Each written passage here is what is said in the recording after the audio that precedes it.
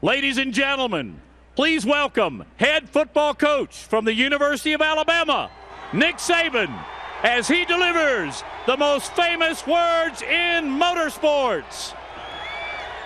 Gentlemen, start your engines.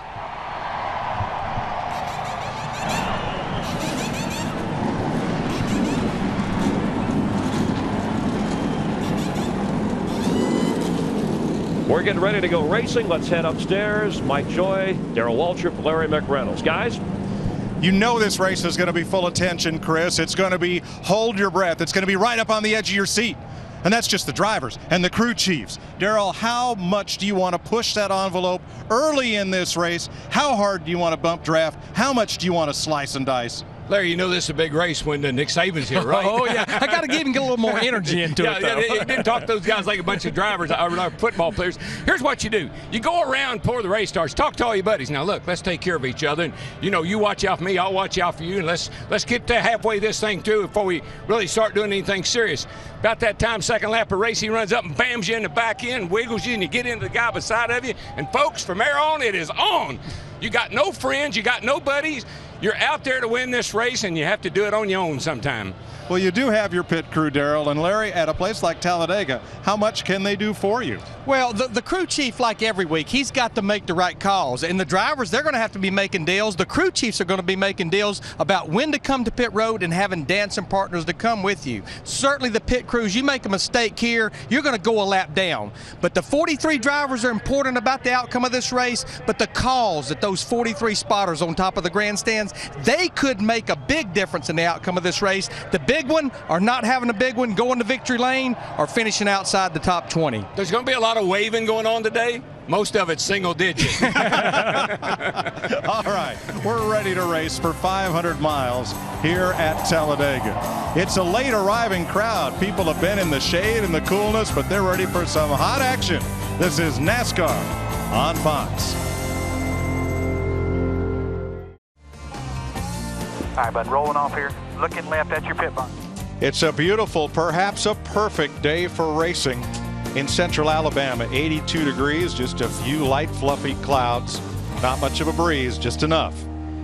And a lot of sunshine.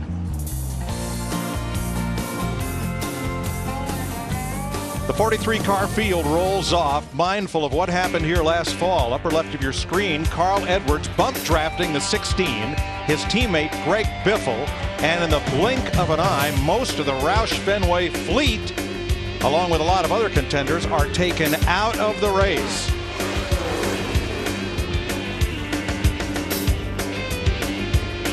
A bad result for Greg Biffle, and yet today, Biffle lines up on the front row alongside Juan Pablo Montoya, who has his first oval track pole since coming to NASCAR from Formula One.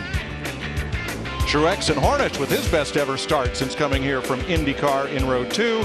Clint Boyer and Regan Smith, who nearly won this race last year, in row 3. And as we have a look at the rest of our starting lineup, Darrell, let's dial up Greg Biffle.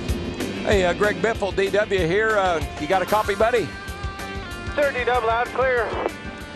Have you made any pre-race arrangements here with anybody, bud, to work with you today and try to keep you up front the way you are now?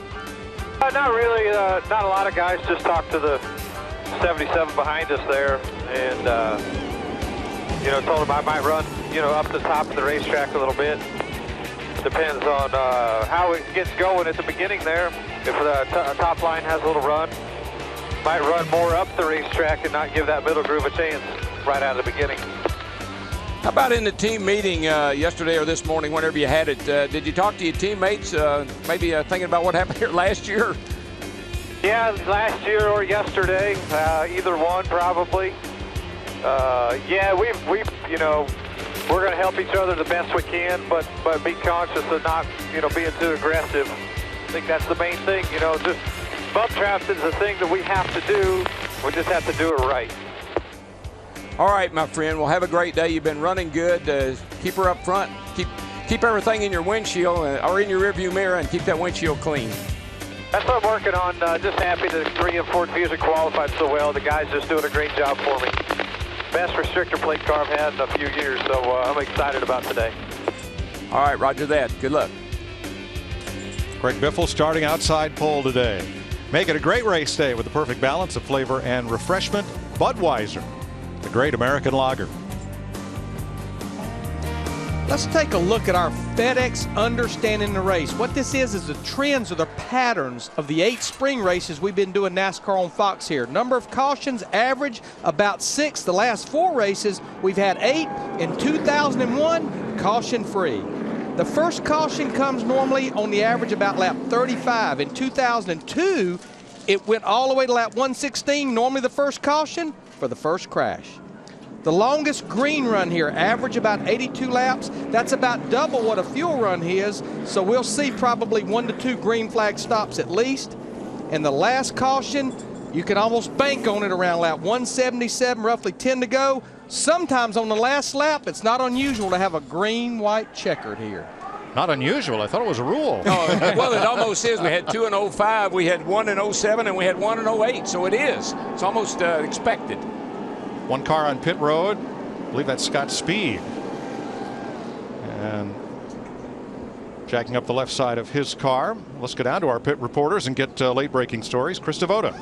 Well, Mike, last week, Jeff Gordon turned in his worst performance of the year in Phoenix. He was sick, though. His back was killing him. His back has been an issue all year long. I talked with Andy Krupp, who's in charge of the inside of his race car. He said they thought about using lumbar bags or changing the angle of the seat. They did none of that. Jeff said he should be good here because it really only bothers him on the short tracks. Jeff did tell me the spasms continue, but he said here at Talladega, he is stronger than ever. Steve? Well, Krista, all these drivers have spotters atop the roof here at Talladega. Their eyes in the sky. Now, for Ryan Newman, his spotter is his father, Greg. Greg told me this morning 2 things to consider here at Talladega. I've got to get information to Ryan very quickly. The holes close much quicker than they do at Daytona, and I have to tell him about the muscle coming behind him. Let's go to Matt Yoakum. On Saturday, Dale Earnhardt Jr.'s Cup spotter, TJ Majors, worked his Saturday gig with Brad Keselowski, so Dale Jr. had to go to the bullpen for his spotter, and he chose his cousin. For the first time in his career, Tony Eury Jr. was a spotter for a NASCAR race. He learned a lot of different factors. The biggest issue for today that he feels like can help them go to victory lane, utilizing their second channel. Passing information, Dick Berggren, from the pits to the spotter, better to Dale Jr. Well, 3-time IndyCar Series champion Sam Hornish has had a rough introduction to big league stock car racing. Yesterday, however, he turned in his best time trial effort ever, 4th. Unfortunately, last night, he came down with a flu, caught it from his wife. He's been up sick all night long, been to the infirmary twice this morning to get IVs. He told me a few moments ago he's not sure he's going to make it all the way to the end of the race. So they have got a backup driver here ready to go in case Hornish can't finish. Wow. Scott Speed made that pit stop, Larry, and he's going to be held for 1 lap. Well, I think we need to explain the whole procedure here. This is an impound weekend, which basically means after qualifying yesterday, NASCAR impounds the cars. You cannot work on them. You put them out there and you race them with your qualifying setup. Scott Speed was one of the go or go home cars, top 35, locked into the show. The rule is you can change things on your car after the green flag is displayed. Jimmy Elledge brought that car to pit road. They were making changes that made the car run fast that wouldn't be good for the race. They will be penalized 1 lap for that. Jeff Gordon in the year 2001 here from 36th starting position. So you can win from anywhere in the field. And no matter how much you've won before, Talladega has been fertile ground for drivers to get their first win. 9 drivers have their first win at Talladega, and these 7 drivers have their only career wins in what's now the Sprint Cup Series here at Talladega. That's our X-Men X Factor of the race. X-Men Origins Wolverine opens everywhere this Friday. Of those 7, Brian Vickers is in the race today, trying for his career win number 2.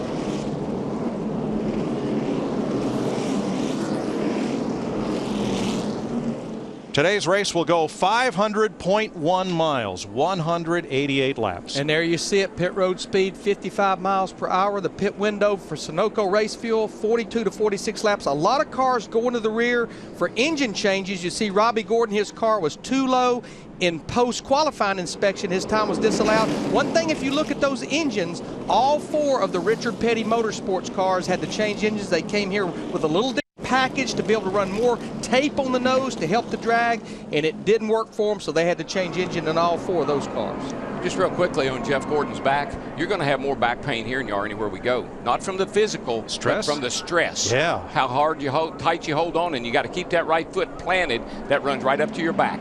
Another driver who might be a little bruised is Matt Kenseth. Now, David Reagan won the race yesterday. His Roush Fenway teammate was not so fortunate.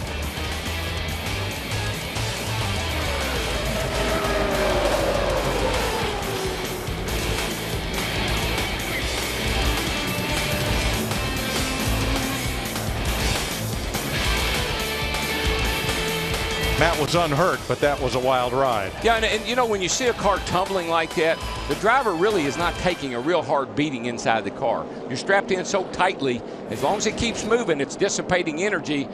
Doesn't hurt too bad. 80+ degrees, nearly cloudless skies, packed infield, and a very strong grandstand crowd. Ready to see the world's fastest speedway and what it has to unfold for 43 great drivers. Sorry, go ahead, Darryl. Talking about how fast it is. 2 hours and 39 minutes and 18 seconds in 1987 or 97. Mark Martin, 188 mile an hour. They head toward the tri-oval, and unlike Daytona, the start-finish line is not in the center of the tri-oval. It's way down past the exit of pit road, down toward turn 1. Many a race has been won or lost between this point right here and the start-finish line. DW, she's big and she's bad and she's bold and she's fast. Reach up there and pull those belts tight one more time. Oh, this is one of those places, Larry, where we're going to do a lot of boogity, boogity, boogity. Let's go Talladega racing, boys.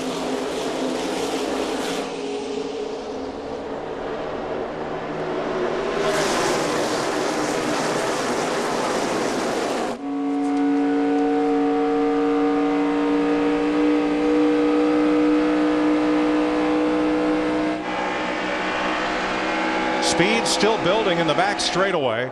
Still 2 by 2. And I know you won't believe this, but you already know how good you're going to run today, or at least how good your car is going to be today. Because how quickly you get up to speed is very critical on how well you're going to run today.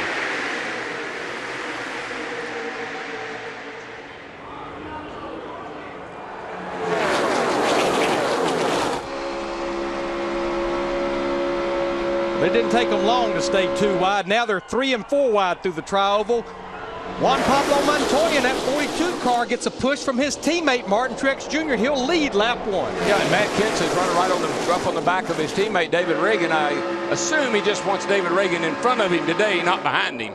Now the outside groove led by Jeff Gordon with an assist from Matt Kenseth. But they are not gaining on that front pack on the inside. Excuse me, it's Biffle and Kenseth together on the outside. Mike, a lot of these guys tell me that these cars, this COT car, really likes the middle lane, that it really performs well in the middle lane, and you can actually pass a lot of guys when you get with the right people in that middle lane. Kenseth is one that really likes his car in the middle. And here he comes, straight up the middle. And they say there's just a huge suck on this car from both sides, and it just pulls you right up to the front. Junior and Biffle now in the middle lane. Hooked up trying to run down the front 4. 2 DEI Ganassi Chevrolets on point.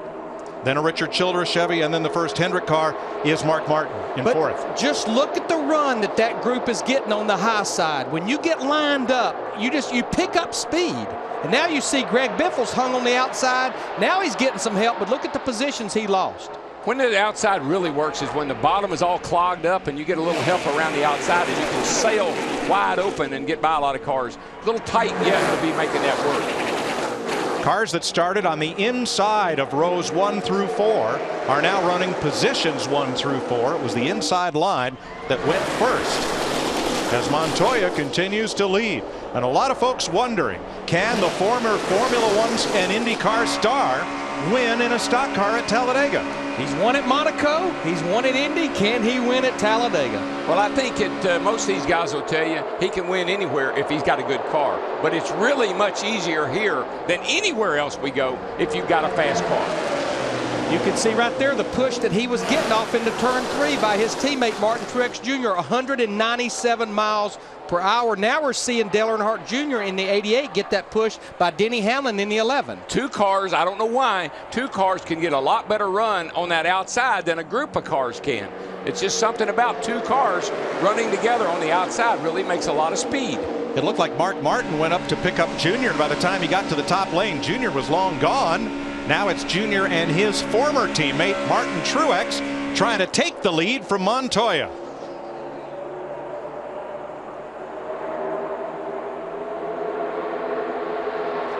It's like when you run that high line, especially coming off turn 2, especially if you've got 3 or 4 cars, or in the case of this, maybe 10 cars lined up, you get such a run down that back straightaway. Dale Earnhardt Jr. goes to the lead at Talladega. Denny Hamlin is his wingman. They don't get any closer than just like that. And Junior Nation filling this Talladega grandstand comes to life. This is what they came to see. If you're within 30 miles of the speedway, it's not an earthquake. Dale Earnhardt Jr. is leading. And let me tell you, if he's going to make the chase, it's got to start today. Darrell, you talked about him in the pre-race show. I just believe, I know this is only one race, but I think if he comes out of here with a good race, you know what, it's going to build momentum. If he does not have a good race, it possibly is going to just bust that momentum. 4 wide mid-pack with Bobby Labonte up top. Now they break back to 3 abreast, and the lead will change again. Montoya has picked up Truex, and the outside line moves. Krista. Mike, the only thing Juan has said on the radio, he asked if he should let the 1 lead a lap. Brian Petty said, hold on, let's let this thing get strung out. We don't have to do it yet. Montoya's ready to go, but he's also thinking like a teammate, trying to get Truex those 5 points. You can think like that when you're leading the race. You know, you got a lot of time to think when there isn't anybody in front of you. He's not the leader for long because Truex with Kenseth and Jeff Gordon in the middle, and here comes Reagan. Yesterday's winner, David Reagan, in the number 6 with rookie Joey Logano up top. Where'd Logano come from? That would be 22nd. They worked together yesterday. It was Logano that actually gave Reagan the shot that he needed to get to the lead to win the race yesterday. Oh, touch. Boy, Jeff Gordon. And around. He's corner the wall. I think that was Jeff Gordon. Here we go. 8, 9, 10 cars, Bob. Man, you hate to see this early in the race.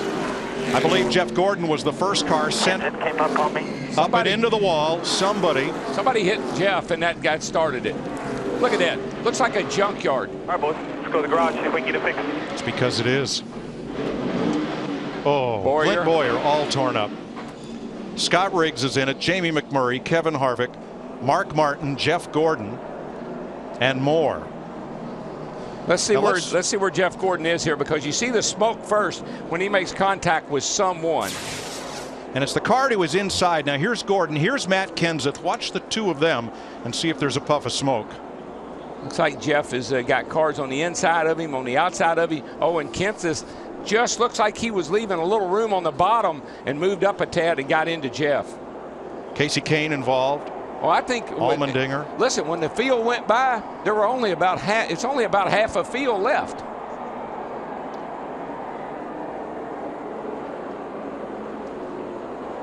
You can see right there, Matt Kenseth just gets into that left front of Jeff Gordon, and Gordon goes up and gets in the side of the 71. Gilliland, nowhere for Kurt Busch to go. Brian Vickers, and they just stack up from there. Look, that's a 6-pack into the wall, just all in one move. And this is the way the big one works at Talladega. I saw cars running in the top 5 that were involved, cars running outside the top 25 that were involved. Yeah, I hate that.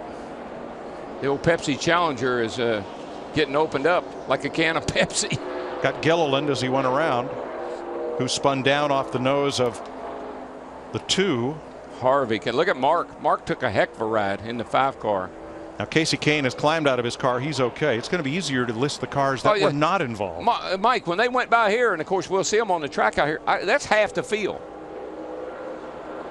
Most of the cars in the low groove up until then. Oh, Boyer took a hard shot after contact from Gilliland. So did the 71. I mean, there are cars that were getting pounded in this wreck.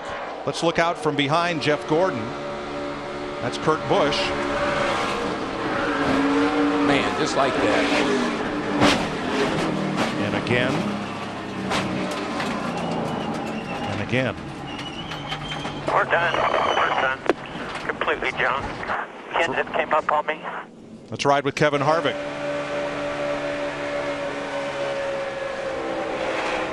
Go low, go low, go low. Stay in it, stay in it, stay in it. We're in it, boys.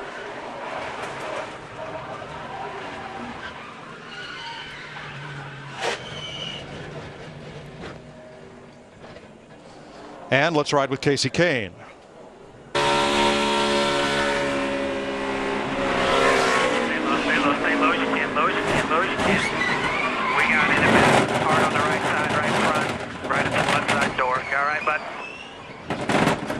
I'd like to see the Kevin Harvick angle once again and watch Jeff Gordon's car and see if it gets loose, Darrell, before the contact.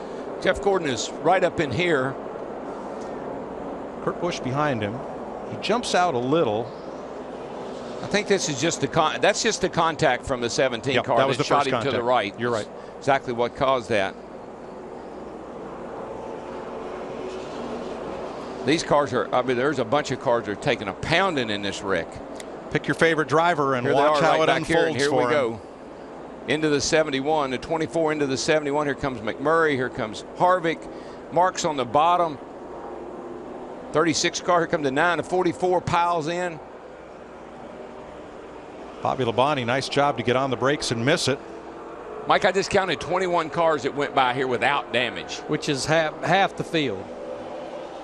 And Jeff Gordon, you heard him say on the radio, we're done for the day. He's climbing out. Yeah, that car, it got hit multiple times.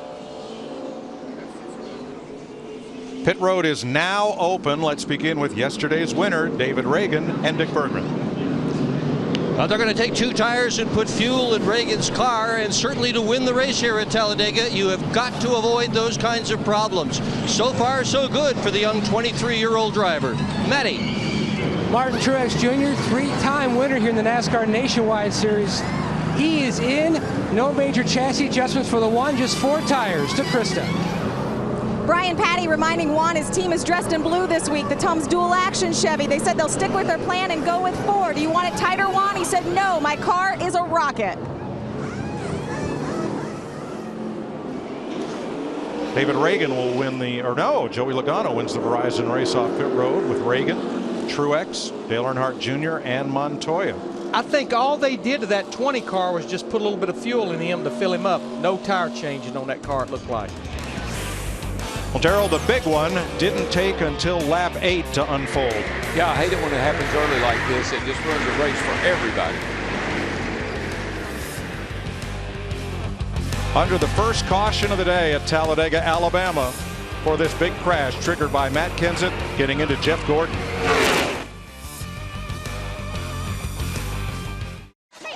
NASCAR Sprint Cup Racing, sponsored by Burger King, who reminds you to have it your way. By Ask.com, where do NASCAR fans get answers? Ask.com, the official search engine of NASCAR. By Toyota, moving forward. And by Sprint, NASCAR Sprint Cup Mobile. It'll change the way you experience the race. First caution of the day, a little work on Carl Edwards. Claret and Ford. During this one, everybody has been on and off pit road at least once. Bobby Labonte got a little piece of it. Looked like he'd stopped to avoid it, but he got a bit, and so did Kyle Busch. Let's go back. Here are the cars involved in the wreck. This is in numerical order for the drivers involved with significant damage. Some, like Casey Kane's car, are headed for the garage. Matt Kenseth may have come up a little, but also it looks like Jeff Gordon came down a little as they got to turn number 3. Yeah, it looks like the 71 car way up on the outside there were alongside of Jeff, and then it looked like that the 17 bumped into the back of the one, maybe caused him to move up a tad as Jeff was moving down a tad, and then we had a mess.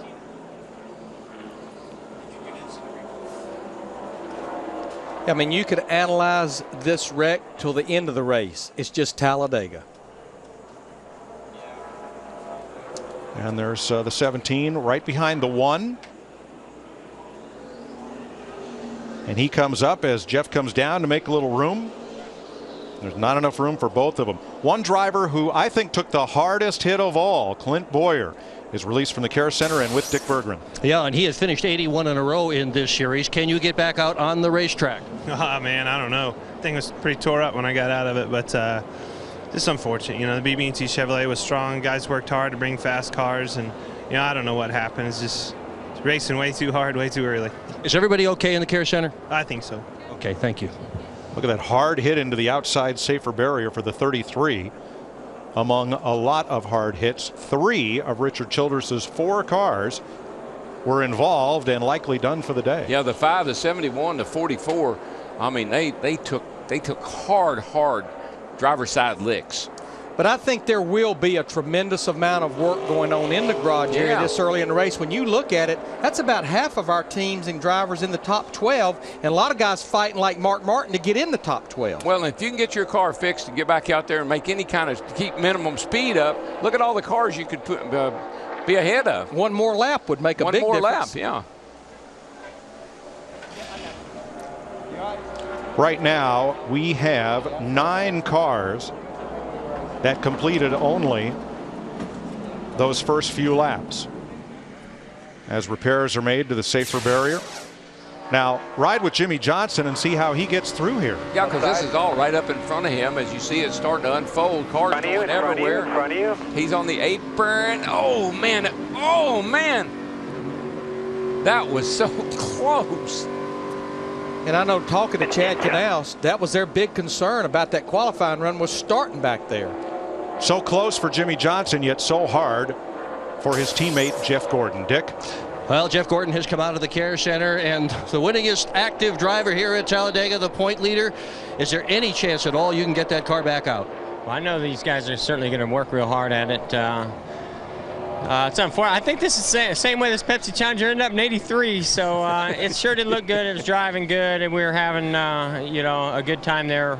I was actually working well with Matt, getting up to the front through the middle, and I'm not really sure what happened. I was just kind of cruising along there in the middle. Matt got up there, I think, behind maybe the 11, and he went low. And so I was just cruising on up the middle, and I don't know if somebody got to the inside. How about we show it to you? Sure. Yeah, here we go. Kind of saw it there, but I'd like to see a different angle maybe. If I could talk to somebody in the truck. But, you know, it just... There's your different angle. Yeah. Yeah, Matt went down with the 1 car. And I guess what it was is whoever that was on the inside. I don't think, you know, when there just wasn't enough room. When he got underneath Matt came up, and I was already there. Sorry to meet you here. We thought we were going to meet you in Victory Lane possibly next time. Yeah, and I was hoping he wouldn't remember that '83 race too. Steve Burns? Mike, with Mark Martin. Mark's just gone and patted his teammates on the back, and you had a chance to just watch the replay as your teammate Jeff Gordon was speaking. Your race car, unfortunately, is a mess.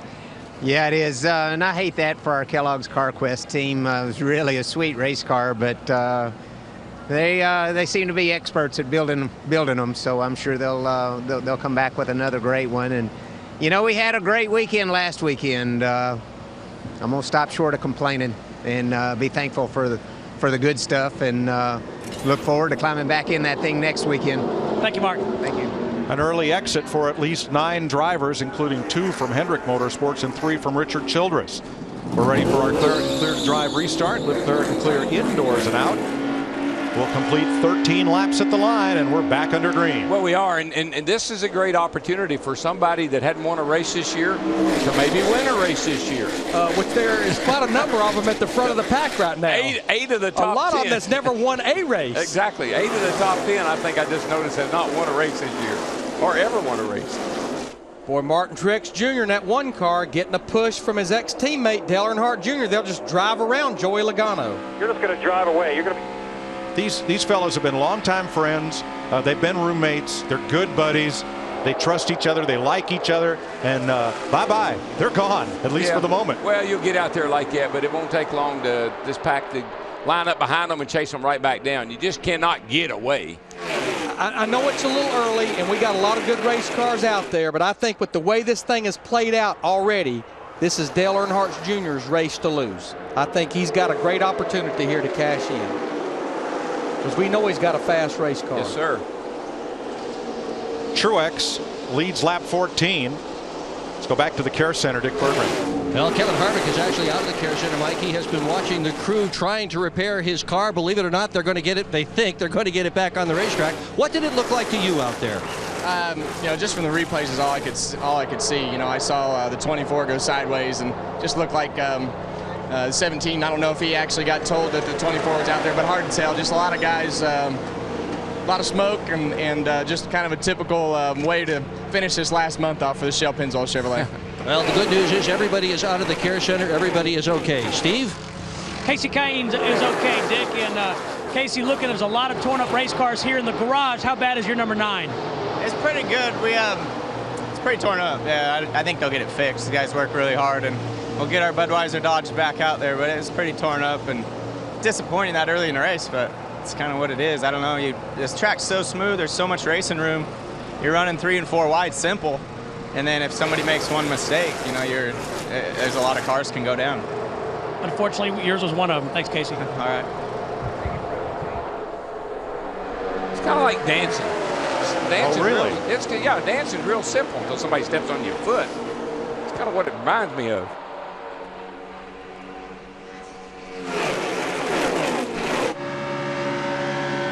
Jimmy Johnson up with his Hendrick teammate Dale Earnhardt Jr. Joey Logano on the inside. Watching from David Reagan. How about last time around? You'd think this big crash would settle everybody down. Never has. How about David Reagan and Juan Pablo Montoya? Have a look at them. The 42 and the 6 with Paul Menard in the 98 one lap ago. My goodness. Wham. You can see how loose that 42 got when the 6 hit him in the back. Yeah, Reagan gave him a little shot there. I guess they were going to try to get around Logano in the 20 car, and man, that isn't the way you do it. Reagan had a little incident yesterday. He gave his teammate a shot. You got to be a little more careful. There's a little softer touch there. Denny Hamlin getting a little bit of a bump and a boost from Kurt Busch. In practice, Hamlin went out with his rookie teammate Joey Logano, who's running 3rd right now, and Hamlin shoved Logano all over the racetrack so Joey would know the feel of the catch and release of a car bump drafting with him at these speeds in these cars. And since it was practice, NASCAR told him to knock it off. Yeah, and we were up here just about to jump out of the booth. I talked to Denny after practice, and he said he talked to Joey, and Joey said it wasn't bothering him a bit. He didn't know why NASCAR was upset. I've been watching the outside line. We're riding with Michael Waltrip in the 55 car, just right up through the middle. And, Michael told us on our trackside show on Speed Friday night, he said, I know I can win this race on Sunday. Well, he needs to. Yesterday had a bad day. He's had a couple of bad weekends here. He needs to get it going, and this will be a great opportunity. 18 of 188 laps complete. Martin Truex Jr. Dale Earnhardt Jr. and Montoya with that push from Hamlin goes back into the lead. Let's go back to the garage and Steve. Mike, Jamie McMurray also caught up in the big one, and Jamie, trouble early. There's a lot of damage to that 26. So glad you're okay, but how's that race car? The Crown Royal Ford Fusion, it might be done. We're going to try to go out and at least run one lap to see if you can gain a couple of spots, but pretty big accident, and I don't know, the steering is so messed up, I don't know if we'll be able to get it back out. Glad you're all right. Thanks. And guys, that's the issue now. I mean, you can get your car patched up, but we do have a minimum speed, and you can't just go out there and ride around in the way. You've got to run a relatively fast speed to be able to stay on the racetrack. 9 cars are in the garage as a result of that crash. Here comes Kurt Busch to lead. And how about Jeff Burton in that 31 car? He actually had a little bit of damage from that wreck, and here he's up there on the inside battling for the lead. Usually take a damaged race car, it'll run pretty good when it's in a draft.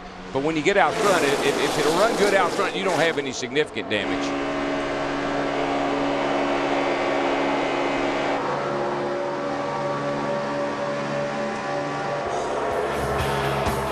"20 laps complete this time by. This is the battle for the lead. Jeff Burton, Kurt Busch, each trying to gain some advantage and stay out front. Jeff Burton leading Denny Hamlin, but they're 3 abreast, so how can you tell? Kurt Busch in there as well. Here's a question from Ask.com, official search engine of NASCAR. Get the answer now at Ask.com and enter the Ask.com NASCAR Challenge for a chance to win daily prizes and a trip to the track here at Talladega. See, when you're a driver, you know what you're thinking right now. Well, we can have some fun now. All those guys that were going to wreck have already wrecked, so we don't have to worry about that anymore. Well, Darrell, I think there's a couple of guys that may still be anticipating that we're not done yet. I've been watching them for the last few laps. They're kind of back there just lingering behind this big group. And it's Tony Stewart in that 14 car and his teammate Ryan Newman in the 39. I think they're exactly where they want to be right now, just kind of hanging out in the back. Yeah, I kind of applaud that strategy, but man, sometimes when you're back there, you know, you can see the wreck, and that's the problem. It'd be better if you could see it in your rearview mirror. Hey, several years ago at Daytona, Tony Stewart was up near the front of the pack, got caught up in a wreck.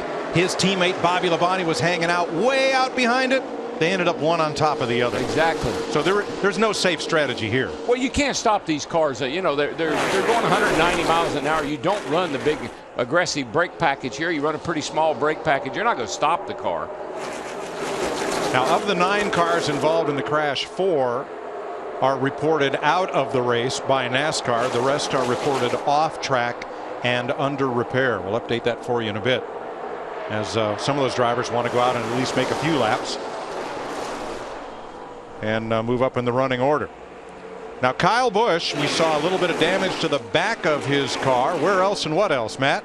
Mike, he had significant cosmetic damage, especially in the right rear quarter panel area. It was completely ripped open. A couple layers of bare bond. They've repaired that. They repaired the right front bumper area. They really couldn't do much with the bumper in the back. You can see how that's still pushed open, but Busch really hasn't made any comments about the handling of the car.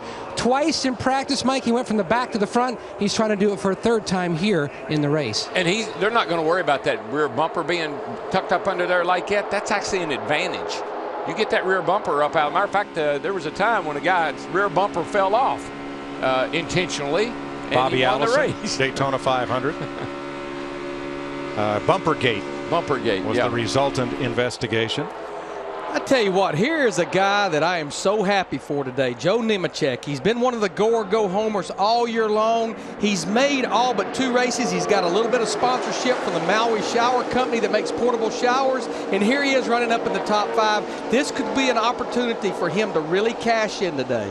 Well, he said yesterday on our speed qualifying show, he said, I'd just love to get a sponsor so we can run all day and put on a good show for somebody. That prayer got answered. And you know what? Good things happen to good people. He left here Friday after practice and flew all the way back to North Carolina for his daughter for a father-daughter dance, and then came back for qualifying. Got something going on with the 31, Mike. I think Krista knows what it is.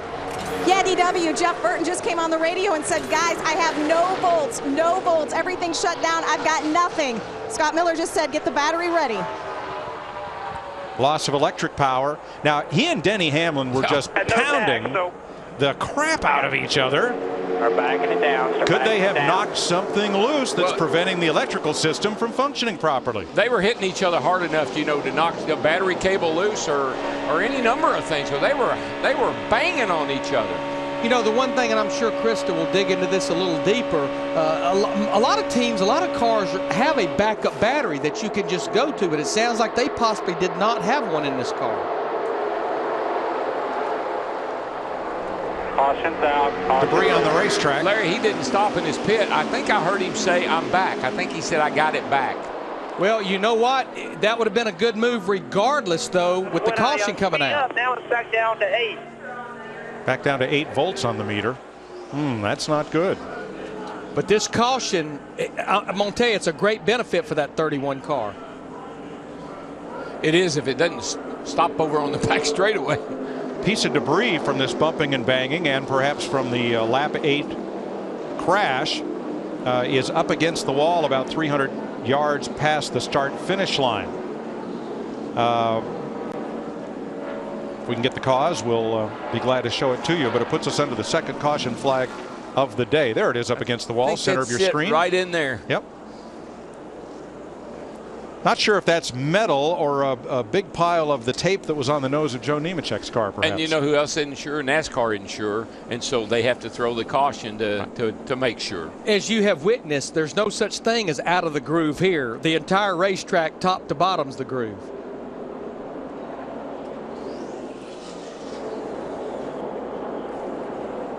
I think this comes at a very timely time, as far as I think you'll see most everybody come to pit road, probably get 4 fresh tires, fill it up with Sunoco race fuel, and good to go for a while. Yeah, and some of the cars that maybe still have a little minor damage, chance to work on those, and trying to get the old Pepsi Challenger patched back up.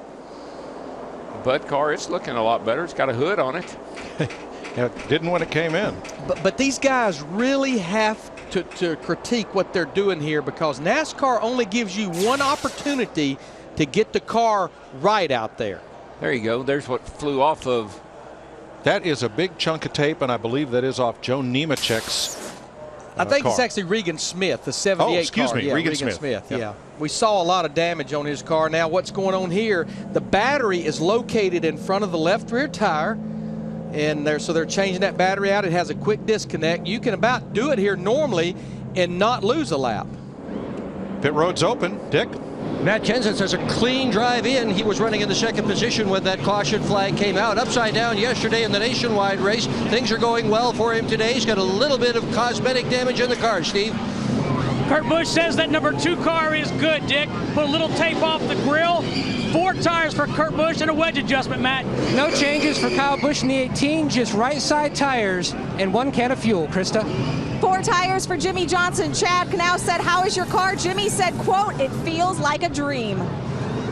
Boy, Elliott Sadler jumps right out there, picking up 4 positions. Now, Matt Kenseth had a quick stop, but he got pinned behind cars coming onto pit road and didn't have a clear lane to get down there in a hurry. He killed the engine, tried to leave the pit box, and I got him behind.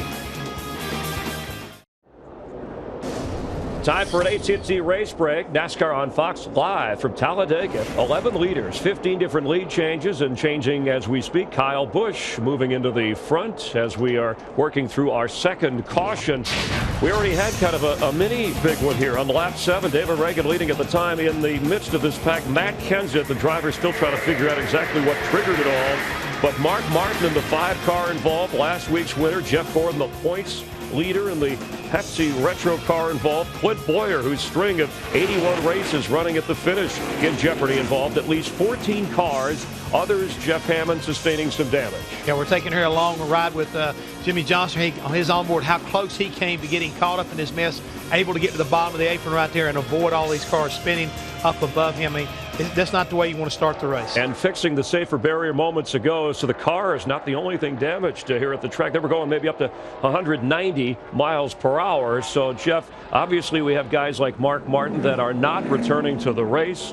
A few other cars that will not make their way back in. So what does that do? You heard Larry say Dale Earnhardt Jr., maybe it's his race to hold on to here. You've got Tony Stewart. You just talked about Jimmy Johnson working through. Let's talk about the strategy this early, that big a wreck. Well, I think right now you've got to get everybody settled back down. Those guys were real aggressive early part of the race, and from this point on, you want to make sure you don't have another one and take yourself out. You've got a lot of good guys that are now sidelined, like you talk about Jeff Gordon. We know he's going to be multiple laps now. Mark Martin's out of the race.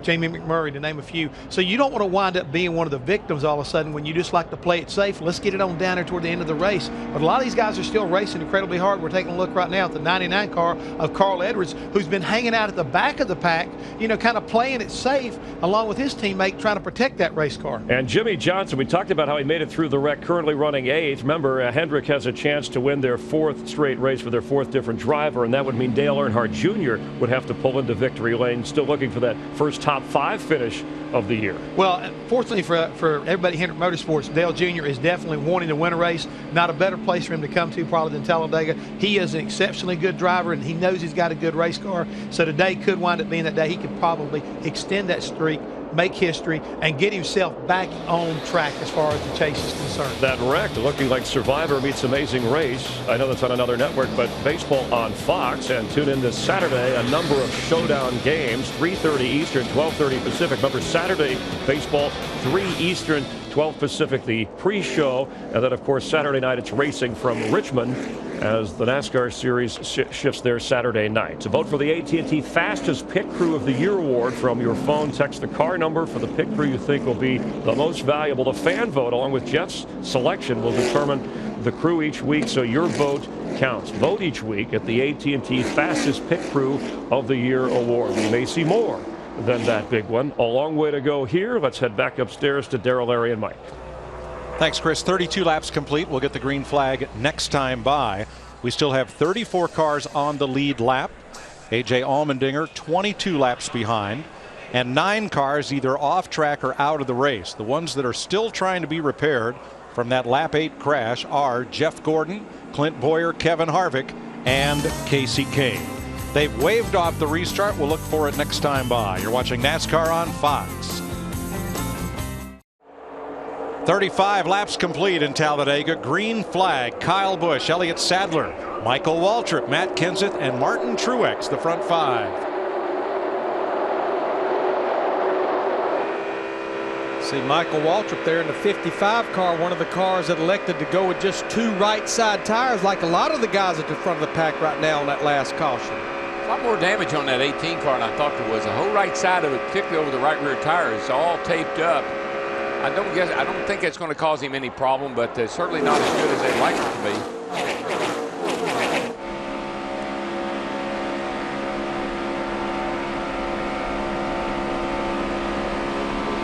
Busch holds the lead. Waltrip second.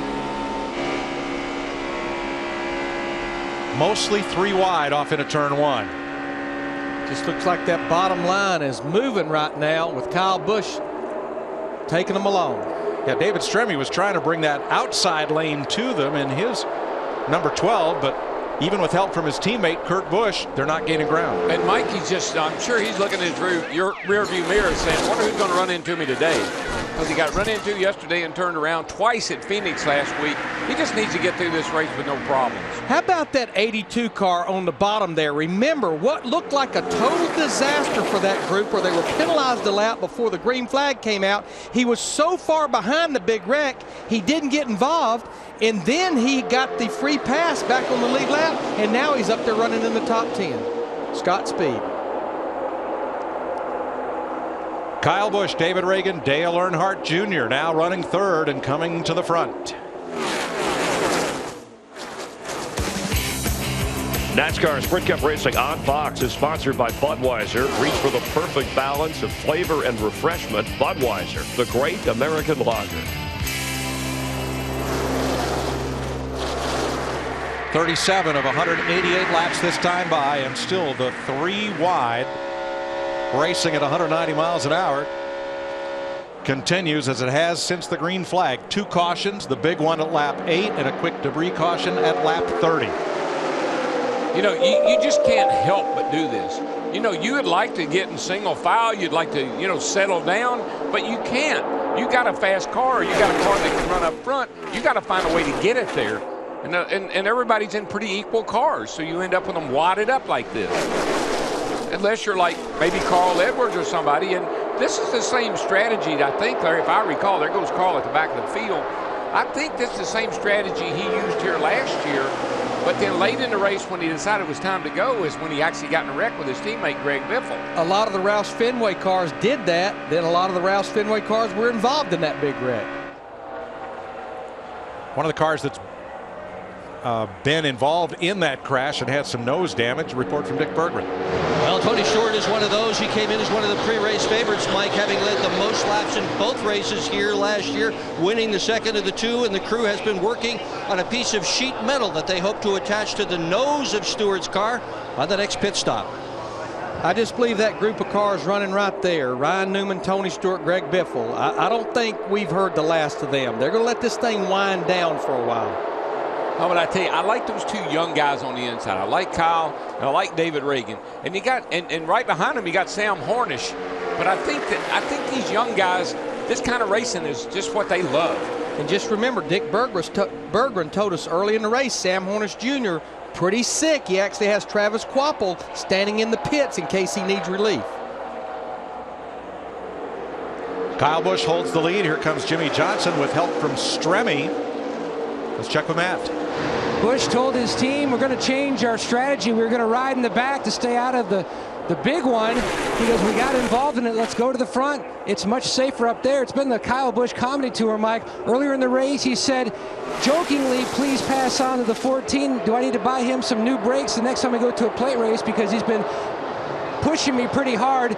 They all did it in a joking way, but he also said, look, We're out front. The thing we need to do the next time in, we need to add some tape to the grill because we are running way too cool. That'll help us gain more speed. Ooh, that's bad news if you're a competitor. He's leading the race here with, and you can add a little tape, and that is instant speed, baby. That'll make you pick up. Tape on the nose where the air goes into the cool water in the radiator, it really reduces the drag straightaway speed on these things. Last year, Kyle Busch and Tony Stewart were teammates at Joe Gibbs Racing, and they won both the restrictor plate races at Talladega, one apiece. Look at that 82 car, Larry. Scott Speed. Second on the inside, so he'll be one of our Toyota top performers of the moment.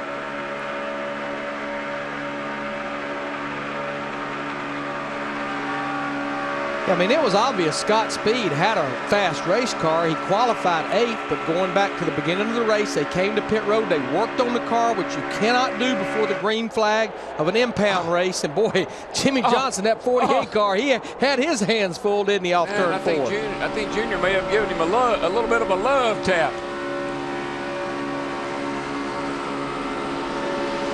But Terrell, these last 10 laps, that inside lane has been impossible to beat. You can't dislodge Kyle Busch from the lead as long as he hugs that double yellow line. I think that tells you he's got a pretty fast car. When you can do that, tow everybody around on the bottom like that, that tells you he's got a pretty fast car. Here comes Montoya, the pole sitter in the right of your picture. Okay, the left, the right. There he is. He's over there somewhere. In the middle. With Brian Vickers.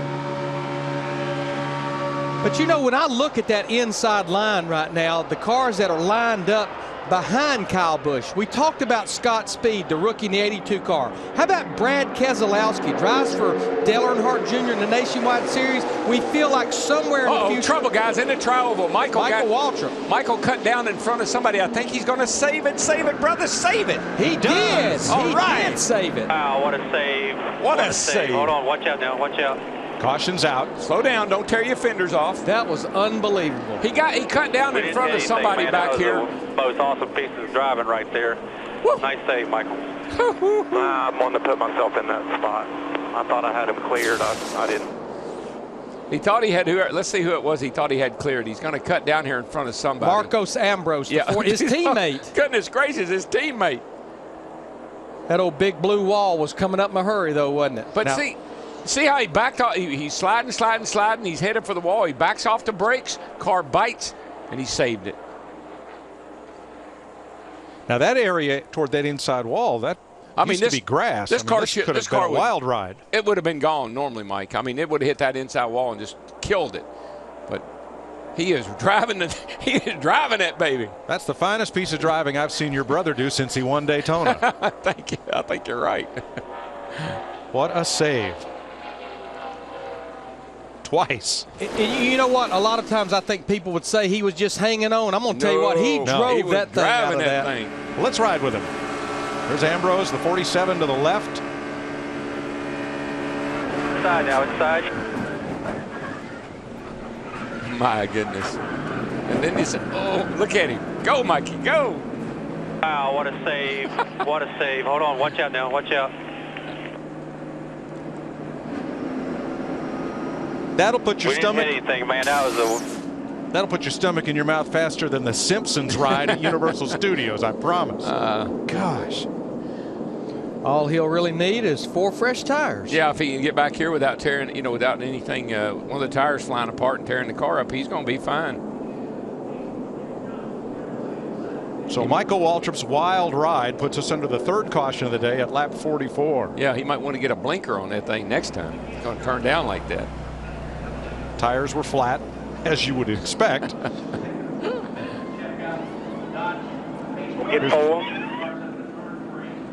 Woody Barker, the crew chief. Here's another question from Ask.com. Oh, easy one. You can get the answer now at Ask.com and enter the Ask.com NASCAR Challenge at the official search engine of NASCAR.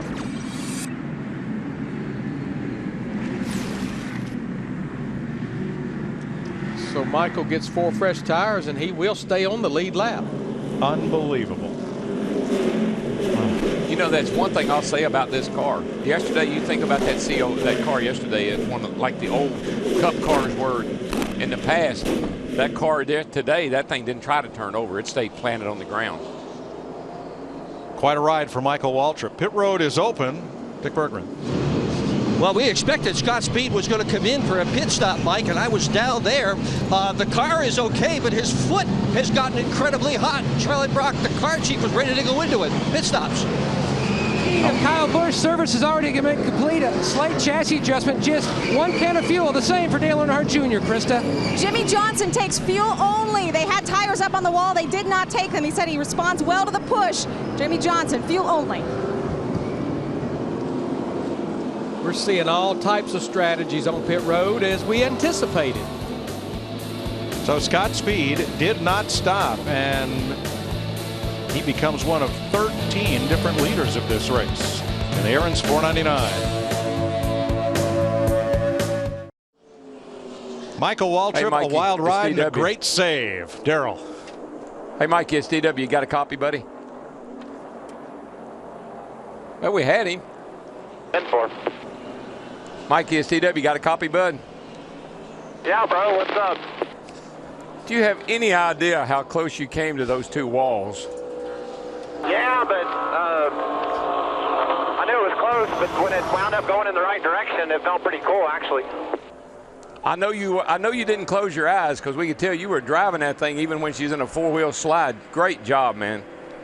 Thank you. They stacked up in front of me there. The two looked like you really about got out of whack, and I just thought I had room to the inside, and my teammate was in there. Nothing he could do. I drove across his hood. So we'll just line up here in the back and go back up there and get some more. All right, we'll keep a camera isolated on you from now on. Green, green, green. Going green with our Clear It and Clear to Drive restart. Get Clear It and Clear. Get back to feeling like yourself again. Kyle Busch getting back to feeling like leading again. Brad Keselowski, Jimmy Johnson, Casey Mears, Dale Earnhardt Jr., the front five. And we have 33 cars on the lead lap. Jeff Burton, who had led this race, you saw him earlier on pit road. After he led, changing the battery, they've been back to pit road the last two cautions with the hood up. He's now 2 laps down in the 31. Krista? Yeah, Jeff Burton was just hanging on for dear life. You saw him make that battery change back on lap 29. They lifted the hood again to change the alternator, and they found an alternator belt, interestingly, on the 07 car back in the garage mirrors. They thought it might belong to the 31, so they got another alternator ready. They changed it, and Jeff said it must have worked because his volts were up to 14. So Jeff said, I don't know if it was the right decision, but it's definitely working for now. Well, the good news for him is he would be the first car to get the free pass, even though he's 2 laps down, because we do not have a car 1 lap down right now. Well, I tell you what, we're going to have a couple of cars that might be in trouble here because they just passed below the yellow line and advanced their position. Brian Vickers and the 11 of Denny Hamlin. Yeah, they jumped around the 09 there of Brad Keselowski and not Brad Keselowski. Here you go, watch this. That is Brad. Brad Keselowski, yeah. They jumped by him because he was real slow in the middle there, but I guess we're back up front. I don't guess there's a foul there. Well, NASCAR is reviewing. Dale Jr. going to the lead. The roar you hear is that 88 car. He is taking her to the front, being pushed by Martin Truex Jr. into 1. And they are on their feet in Talladega. And Truex's teammate, pole sitter Juan Montoya, right with them. Then rookie Joey Logano and series champ Jimmy Johnson. With that 1 in the 42, they are bad fast. Now I tell you, they can boogie. And they've been fast ever since these cars unloaded on Friday.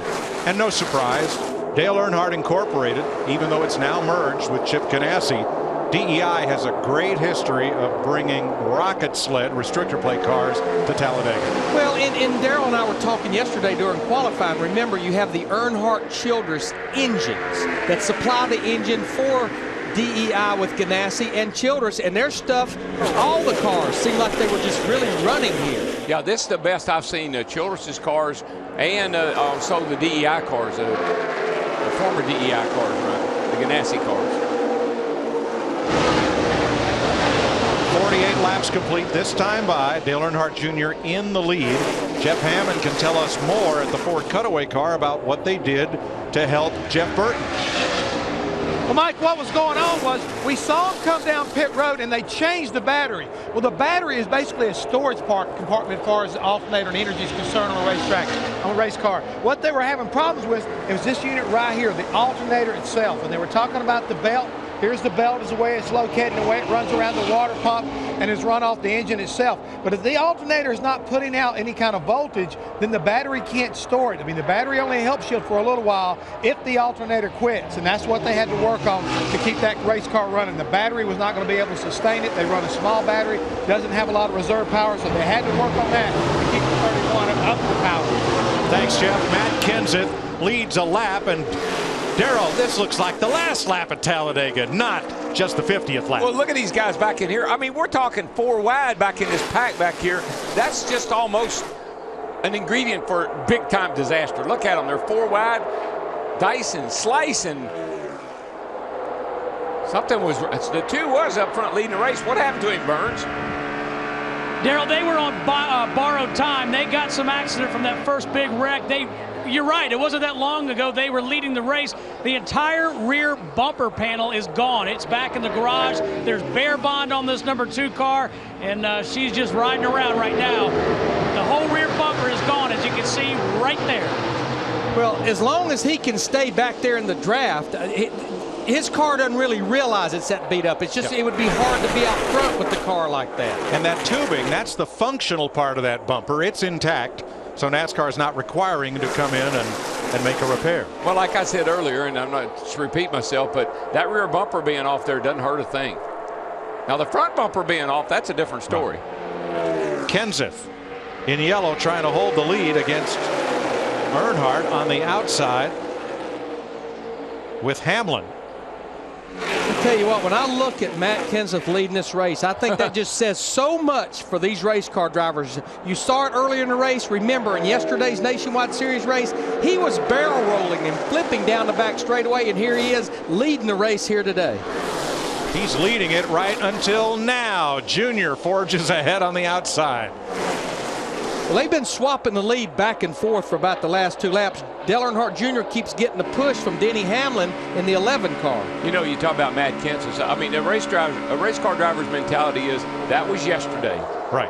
Tomorrow, I don't worry about tomorrow. I'm living a present right now. 52 laps complete. Dale Earnhardt Jr. is the leader. 20 lead changes so far in Talladega. You're watching NASCAR on Fox. Dale Earnhardt Jr.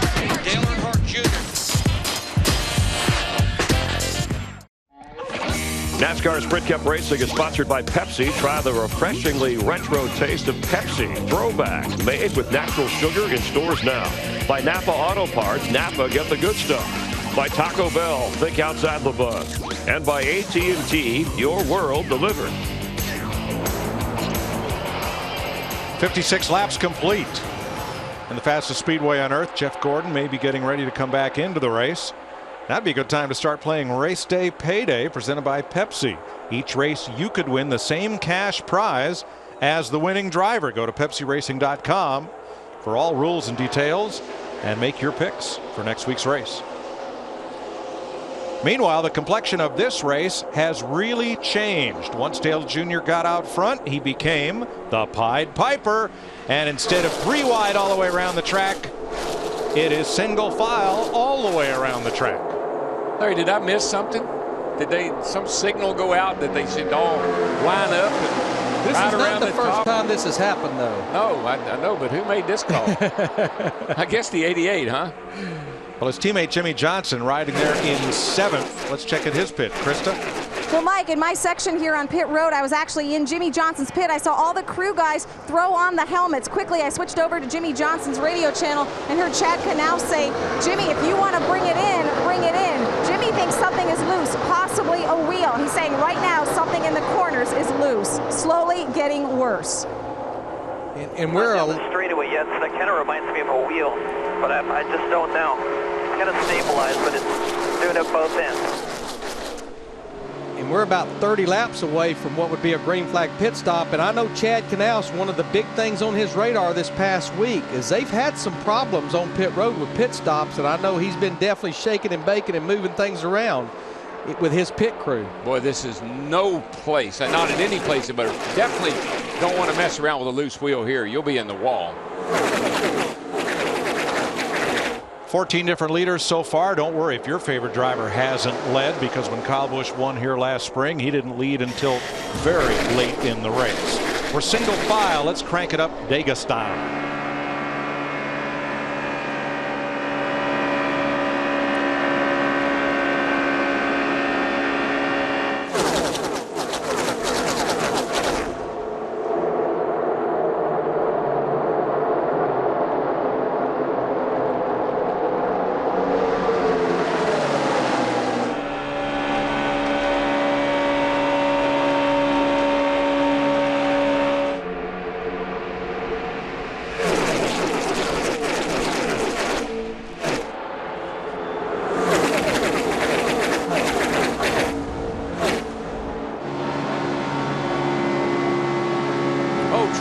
Trouble off turn.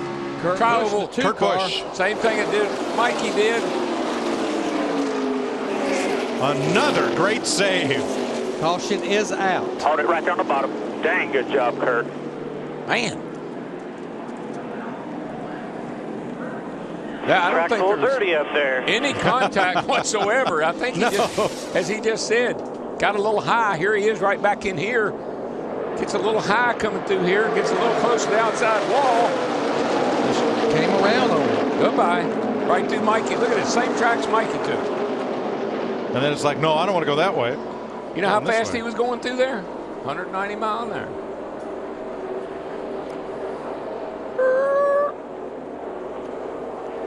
Drive, drive, drive. Hang on. Brake, gas, spin. Who I feel like this caution is the biggest break for, we just heard the report, is Jimmy Johnson, Chad Knaus, that 48 car, thinking that he had a loose wheel. Jeff Burton will get the free pass to solve his electrical problem. He went 3 laps down. That'll be 2 laps down now, and you see the flat on the left front of Kurt Busch's car. And also in that last shot, you saw Kevin Harvick's car being worked on pit road. Harvick is the first of the drivers involved in the lap 8 crash to return to the racetrack. He's 48 laps down. And now Casey Kane in the 9 car just came back out of the garage area. We're riding with him here. He's 53 laps down, just hoping attrition will push him further up in the finishing order. The way the day has gone, and with the history of this track, they could be a top 20 car before it's over. That's right.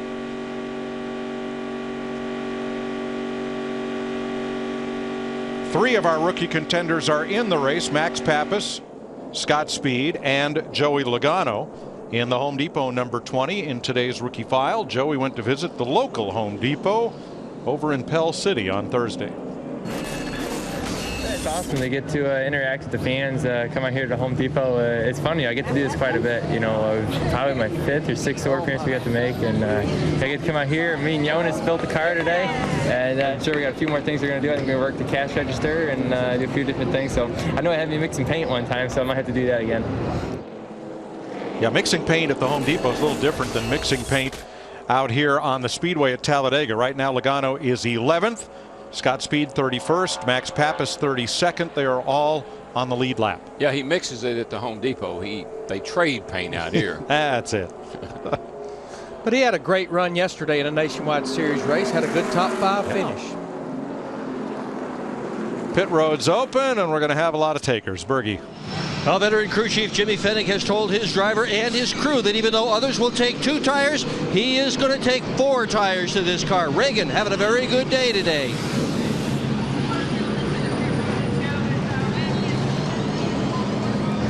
Grip no issue for Martin Truex Jr. or Dale Earnhardt Jr. Right side tires only for both teams. NASCAR has allowed for the extra man, so they're also getting a tear off. The call for Denny Hamlin is 4 tires. Meanwhile, right in front, Jimmy Johnson. Jack Knaus said if you see anything loose, looking for that loose wheel, carriers, give me a sign. Right now, they're putting 4 tires on the 48. He took fuel only on his last stop. Yeah, there was no question. They had no choice if they wanted to make sure to get that vibration. If it was a loose wheel, let's go with 4. 62 laps complete, just about 1/3 distance here in Talladega. Virginia for the 10th race of the NASCAR season. In the nighttime, that's the right time. This is going to be fun. I'll be ready, boys. It's a short track. Check your emotion. We got Spin. crash, turn 3. Look out, Digger. Oh, he turned it! No! No! We'll see you next Saturday. Hope you're with us next Saturday night. Clint Boyer, who won in Richmond last year, involved in the wreck, currently out of the race here at Talladega. Jeff Hammond, Elliott Sadler involved through that melee of at least 14 cars. He has led 12 straight Talladega races, and he's up near the front. Yeah, as a matter of fact, he comes off pit road. He's second right now. It was very impressive. I guess you might say adjustment by Elliott Sadler, because he was backwards on lap 7 in that crash. Moments ago, Jimmy Johnson in the pits, so more on that. Not necessarily a loose wheel, but right now we're getting ready to go green. Let's rejoin Darrell, Larry, and Mike. Thanks, Chris. Krista reported no elongated lug nut holes in the wheels and no blisters on the tires for Jimmy Johnson, so if he's having a problem, it must be elsewhere. We're back under green. Earlier, Brian Vickers had 2 wheels below the yellow line as he went past Brad Keselowski. NASCAR reviewed it. They've issued a warning to Vickers, but no penalty. Well, you know, just to follow up on what Jeff and Chris was talking about, Elliott Sadler, that 19 car running second. His teammate Reed Sorensen in the 43 cars running 5th. Both of those teams had great runs in the Daytona 500. Elliott Sadler finished 5th. And remember, those cars had to change engines and start this race at the rear of the field. All 4 of the Richard Petty Motorsports cars changed engines. And that's a good call by NASCAR, because Vickers in the 11 car were coming up on Keselowski 10 mile an hour, 20 maybe faster than he was going. They either run over him or go around him. So that was a good call, good common sense call. Yes, it was. 33 drivers on the lead lap. Martin Truex, the Daytona 500 pole sitter, hauls them around this 2.6 mile superspeedway. You see right there how you basically run wide open around this racetrack. The miles per hour and the RPM never changes, and normally this right here doesn't change a whole lot. It's normally wide open, 100% throttle. But if you watch that brake light, now if you're drafting behind someone and you don't want to let up on the throttle, you'll drag that brake a little bit, and I'm not so sure that may not be Jimmy Johnson's problem. You drag those brakes in the corner sometime to keep from running over the guy in front of you. You'll warp that brake rotor a little bit, create a little vibration. Kind of worrisome. And the reason you don't roll out the throttle is because with this carburetor restrictor plate we run here, you'll lose momentum, so you just slow it down with the brake. Yeah, you just lay your left. You got your right foot planted through the firewall. You just use that left foot to tap that brake a little bit to break the momentum down, but not let the engine slow down. There's a lot of room here at Talladega. The infield is huge. The grandstands are. The racetrack is wide, and the pit road boxes are plenty large enough. Until something like this happens. Here's Jimmy Johnson coming in. He's got to get around Denny Hamlin's crew, and then Brad Keselowski parks in such a way that Johnson's not going to be able to exit. And there's actually a car in front of Brad Keselowski, the 09 car, that had him all but blocked in. You can see Denny Hamlin just barely got out. Now, just about the time the 09 finishes their stop, they start to back the 48 car up, and you see the 09 had to stop, let Jimmy Johnson go out. Keselowski was blocked in by Labonte. That's called 28 cars on pit road at one time. But the good thing about here is it's not as costly as it is at some tracks where you can't pass. The other thing is Chad's usually pretty good about finding a spot on pit road. Uh-oh, what's on with the 18? Kyle Busch in trouble on the back straightaway. I was going to say about Chad and his pit boxes, he usually looks around who's on either side of him. He usually tries to find somebody he thinks might go a lap down and open that box up in front of him. But what hurt him is you pick him by how you qualify. He qualifies 36. He had to take what was left himself. Look at Kyle Busch getting 8,100 RPM and finding a place in line. I think he just fell back. They're still going by him, though. Drifted up in front of his brother and up to the outside line. I'm not sure why he would fall back, but maybe he wants to get to the rear and ride a while. Now the RPM's coming back up. Oh, yeah. But he had slowed considerably. So you see something like that happen, it can only be one of two things. Maybe he had an ignition problem, had to switch boxes, lost fire just for momentarily, or maybe he just decided he wanted to fall back and see how his car would come through traffic. I mean, look at that right there. How about 201 miles per hour headed at the end of the back straightaway? Matt, did he have a problem? Well, Steve Addington says nothing was reported to him. It looks to him that the 18 of Kyle Busch, who talked about it earlier, just dropping back to the back to ride a little bit. Well, that's absolutely what he did.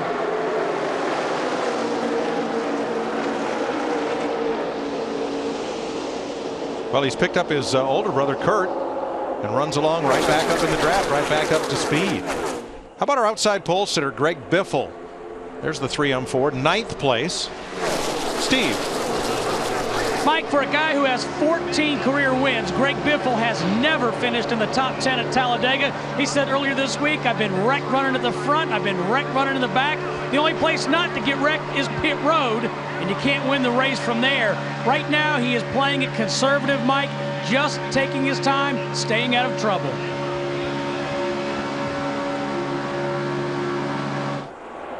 And that's what he was trying to do in the fall race, late in the race, until his teammate Carl Edwards got in the back of him over in the middle of turn 3 and 4.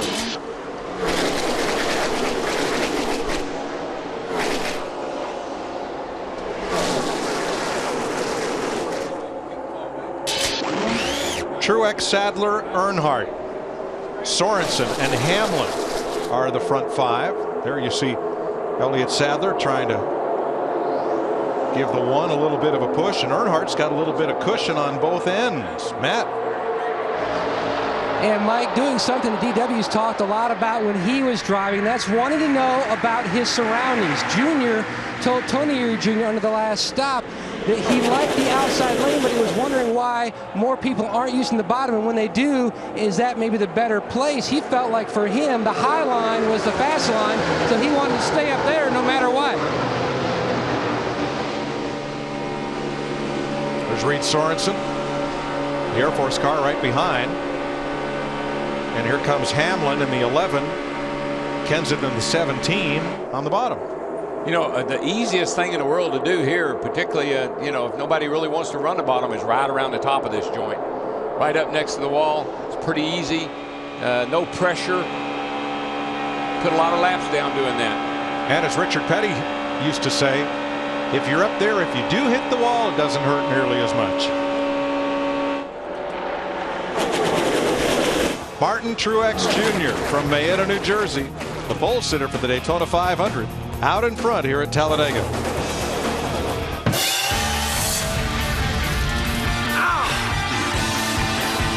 Stay tuned for more NASCAR.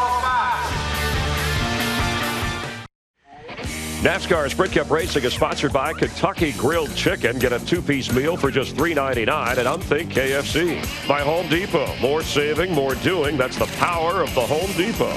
By FedEx Racing. We understand. Every day is race day. And by X-Men Origins Wolverine. The summer begins this Friday, only in theaters.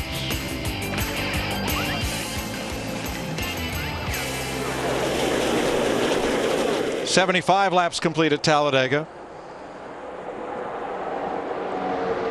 That's Juan Pablo Montoya getting an assist from Dale Earnhardt Jr.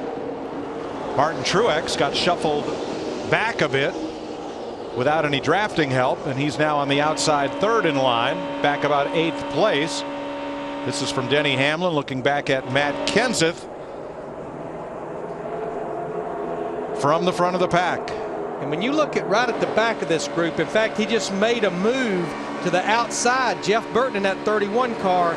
This group better hope he doesn't get those next 2 laps back, because he will be a player by the end of the day. Look at him just turn it down with a little bit of help from David Rudiman in the 00 car. He's actually trying to get one of his laps back by driving to the front of the pack. Definitely got the car fixed, running great now. Well, Martin Truex was leading handily when we went to break.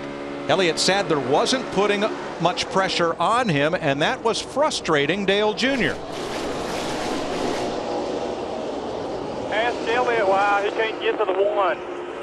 Why he won't get to the one and push him a little bit. He just acts like he just ain't even trying to. So Junior took matters into his own hands, jumped out of line, and went with the pack on the bottom. See, what Junior knew was he was holding back a whole lot, and he couldn't figure out why they couldn't go any faster than they were going. So that's why he was asking, why wasn't Elliott that slow almost, is I think what he was trying to ask. And when it all shook out, Montoya, who Junior dropped down to draft with, ended up with a lead. If you look in the middle of the screen right here, remember that guy that we said something's wrong with his car? He fell to the back, and maybe he's got an ignition problem or something. I think he's just playing around. 18. He just came back up back there. to the front. But now the fellow who's in second place right now, David Stremme, he may have a problem, Steve. Yeah, he sure may, Mike. He just told Roy McCauley, he said, I feel like I've got a loose wheel. Roy said, keep me informed. Dick Berggren. We updated you early in the broadcast about Sam Hornish, who had done a career-best qualifying effort of 4th here, but was ill last night. Hornish in the car is running so fast, he's telling his team that he feels just fine. Travis Kvapil on the box in his uniform may not get a chance to race because Hornish in 3rd right now, having a great day. I want to tell you, these are some forgiving race cars because I have seen people sideways look like they were going to spin out as much as anywhere I think I've ever been, and they save the car and keep right on digging. I think we've had 2 great examples right here in front of us with Michael Waltrip and Kurt Busch. It's amazing, and the bump draft, they're doing it in the corners. We know what happens when you do that and you do it too much. They're getting away with it right now. Montoya coming back on the outside was the leader. Junior took it away, but Montoya's flying back to the front, Krista, with a lot of help from Jimmy Johnson. That's right, Mike. And Juan Pablo Montoya has always been good at Talladega. He said he was surprised with the pole, thought his car was about a top 5 in qualifying. He wasn't really even following it as hard as he should have been, he said, because he was ordering windsurfing equipment. I guess this is a little like windsurfing. You wait for that big wave, sit on your board, wait for it to come in, and then just drop into that 30-footer. They said Juan is doing a great job right now. Uh-oh. Suddenly, Juan has no friends. What happened? But what was amazing, talking about windsurfing, that push that Jimmy Johnson gave him down into turn 3 the last time was over 203 miles per hour. But Jimmy left him. He just went around him and left him, and now Juan is running 15. Yeah, dropped him like a hot potato. Yeah. It's like, I'll work with you. As long as you can help me, I'll help you. And I tell you, there's a lot of guys right now, I guarantee you, and Kyle just made me realize that, Busch, in the middle right there in the 18 car, they're playing around a little bit. How far back do I get, and then how quickly can I get back to the front? Dale Earnhardt used to be the master of that. He'd fall all the way to the back of the pack, then see how long it took him to get back to the front. They're gathering data for later on in the race. A couple of those fellas, though, are in danger of losing the lead draft, and they include Biffle and Carl Edwards. Junior was in danger of losing the whole race car just then. He was wobbling down into turn 1. I thought he was going to go around, but he saved it. They're getting just a little bit braver all the time. They've always been bold. Now they're getting brave. Oh, Keselowski took Junior right down below the line. You know what? I think you're right, Darrell. Now, Junior blended back up right about where he was running. But the James Finch car for Keselowski, which is a car purchased from Hendrick Motorsports, power plant and all, now slips to the back of the pack. But that car's been kind of slow. That's what happened to the 83 and the 11 earlier. They ran up on him and didn't have anywhere to go. Here's another look at what happened when Dale Jr. and Brad Keselowski got together. One outsider. I believe you'll see they kind of both go the same way at the same time. The 12. There's nothing in front of that 09. I think the 09 was trying to get out of the way. You're good. You're good.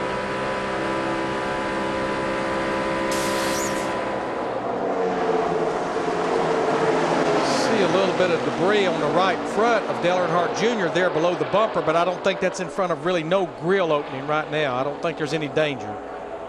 Probably a piece of tape or it's something very light there. We saw it floating in the air in the backstretch area. It's a tear off, Mike. A windshield tear off. Yeah, it's off of one of the cars. It's not going to hurt a thing right there. He can get up close to somebody and the air will take that right off. Sam Hornish Jr. in a 77 car. He gets credit for leading that lap right there. How about Hornish? Had his best career finish last week, has his best career start in NASCAR right here. And now he's got a chance to lead this race. Matt.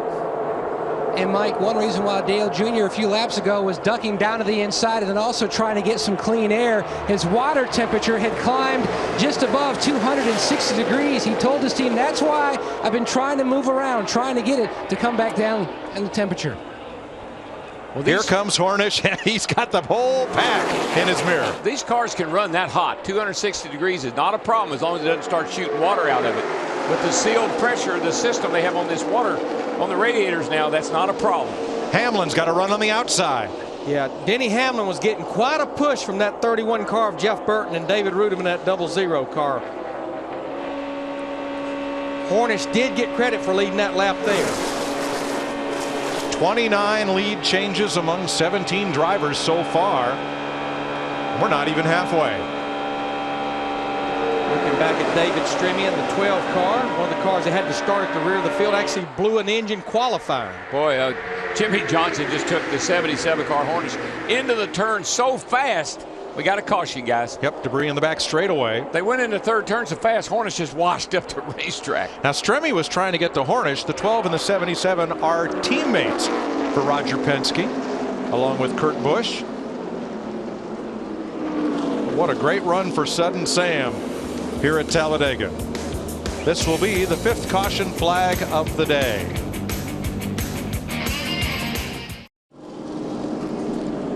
The caution flag was for debris on the backstretch. Denny Hamlin picks up 3 spots coming out of the pits, and once again Elliott Sadler's crew, with a bit of contrary strategy, puts him right back up in the thick of things. It was interesting what that 19 did, Kevin Buskirk. They changed left sides only that time. Good bit of damage still to Kyle Busch. That's back from the crash at lap number 8, the first one of the day. And there's a look at Sadler, who comes out second. Let's go downstairs for an AT&T race break. Thanks, Mike. And top of the hour, 4 Eastern, 3 Central local time. We've already had 30 lead changes in this race. That's the most of any race this year. We have a long way to go. The big one already hit on lap 7. Matt Kenseth, who's worked himself back in, but he took out points leader Jeff Gordon. At least 14 cars involved. Jeff gets back in the race. Mark Martin involved there. But look at the onboard view of Jimmy Johnson somehow surviving through this. We've had some tremendous saves already in this race. Look at Michael Waltrip somehow hanging on. And Kurt Busch, some damage on his car to start with, but Kurt's with a spectacular save. And right now, we have only seen one driver, as Chad Knaus, having a little fun cooling off. Temperature in the 80s. Only 2 drivers have had consecutive lap leads. And that's Kyle Busch, who had 13 straight laps. So lead changes, guys moving from front to the back. How about this recent round of pit stops under our 5th caution? Well, right now you've seen some of the guys that have been running in the back of the pack. Some of them elected just to come get gas, and they're back at the head of the pack, like Joe Nemechek. I mean, Joe knows what he's doing. He's at the front of the pack right now. But guys like Elliott Sadler, all of a sudden you see the 18 car of Kyle Busch. They're working on his race car, trying to get it better. He's making some repairs to that rear bumper. I think he's probably feeling like I'm giving up a little bit aerodynamically, and they're trying to figure out whether to pull it off or what they've got to do to get it to where this car can run up front like he really wants it to. But the key thing is right now, I want to remind you one thing. We talked about at the beginning of this race. You got to be thinking. You got to have some patience, and you got to be lucky. And so far, I think you've seen examples of all 3 of those. Well, Kyle Busch in Saturday's race, remember, he would drop to the back of the pack, got back up in front in a matter of time. Didn't mean much. And I want to ask you about the strategy of Carl Edwards, for example. It seems like he's been hanging back. Is that strategy? Is he figuring things out on his car? I really think he's trying to play a little bit on a patient game right now to see whether or not it'll pay off at the end, trying to conserve, keep that car as clean as possible. And then when it gets later in the race, Chris, we still got 101 laps to go in this race. I mean, you still have to figure out what you're going to do next. Carl hoping for that Claritin Clear restart, which we'll get to in a moment. But today, NASCAR fans celebrated KFC's new grilled chicken launch by attempting to break the world record for the largest chicken dance performance. That's Colonel Sanders, not Ben Althoff, who works here in the Hollywood Hotel. And don't forget to get a free piece of grilled chicken tomorrow and taste the unfried side of KFC. Look at Drano, one of our ace cameramen who likes to, you say food with Drano and he'll dance. The chicken dance. Did we set the world record? I believe we did. We needed you one more. 150,000. I was trying to do it here. I mean, I was something about, but People get confused. I'm talking about you. I'm too chicken to dance. You turned it into like a bad wedding reception. Today, NASCAR fans can vote at AT&T. Text the car number for the pit crew you think will be the fastest and most valuable to the race. 2258 is where you text. The AT&T Fastest Pit Crew of the Year award, delivered by AT&T, the nation's fastest 3G network. Kyle Busch has led the most laps so far, followed by Dale Earnhardt Jr. Mike? Paul Menard has become the 19th different leader of this race. He did it by not pitting on this caution. He was last on pit road 24 laps ago. We're back under green. Menard's been having some pretty darn good runs here lately. I talked to Larry Carter. He says that this guy really is getting better and better, and he really enjoys working with him. Larry Carter's his crew chief. But the pattern, we've been having a caution about every 20 to 30 laps, and that's what Larry Carter's banking on, because you don't want to have to make a green flag stop here by yourself or you'll get lapped in a hurry. We talked about Elliott Sadler being right up there with Denny Hamlin. How about Joey Logano, the rookie, after a strong run yesterday in the Nationwide Series race, and David Rudiman's up in the top 5 as well. Yeah, you know, I'm not real surprised about Logano, because we watched him all in practice, had a good solid race car. He's been riding the bottom. It's one thing, he's been a bottom feeder ever since we've been here, practice, qualifying, and even in this race today. That car looks pretty good for this young rookie. And I think we need to remember that team with Tony Stewart won the race the last time we were here in the fall last year. Dick Berggren. Well, the advice Logano got from his crew chief, Greg Zipadelli, is do not attempt to lead this race. Why? He's a rookie, and they would just blow on by him. He has been told to stay in the second position or further back and push, follow, learn all day. I don't think Zippy said that he had to do that at the very end of the race. But you know what? We watched him at Daytona, and he struggled mightily. Hit the wall every time he went out on the racetrack. Daytona is intimidating. It's a hard racetrack to drive. This place here, it's really quite easy to drive. And really, because of that, you can focus more on what you're doing behind the wheel. I like what Logano's doing right now, Darrell. He's not on the bottom, but he's picked up his mentor, Hamlin. Wherever Denny goes, Joey follows, and the two of them are able to break out front just a bit. Well, remember practice, we were talking about the 20 and the 11. The 11 was wearing the back bumper of the 20 out. Maybe he says, I'm going to repay you a little bit here, brother. You know, Tony Stewart may have won the race when we were here in the fall, but the guy that thought he won the race, look at him on the bottom right behind Casey Mears in that 07 car, Regan Smith in the 78. He actually has a bunch of damage to that car from that wreck earlier in the race. So he had some damage to the front end, and here he's banking up there in the top 10. And the way Smith lost the race, he was driving for a different team than he is now. That double yellow line means no passing. He went below the line. Stewart came down to the line to block. NASCAR ruled that Smith had made an illegal pass below the double yellow line, and instead of putting him to second where he was running at the time, the rule required them to put him to the end of the lead lap, and Tony Stewart got the win. The NASCAR officials take great pains to explain this rule in every drivers' meeting at Daytona and Talladega. The bottom line is, if you go below the yellow line, the double line, and advance your position, you will be penalized. If you are forced down below the yellow line, you'll still be penalized, but NASCAR will consider also penalizing the car that forces you down there.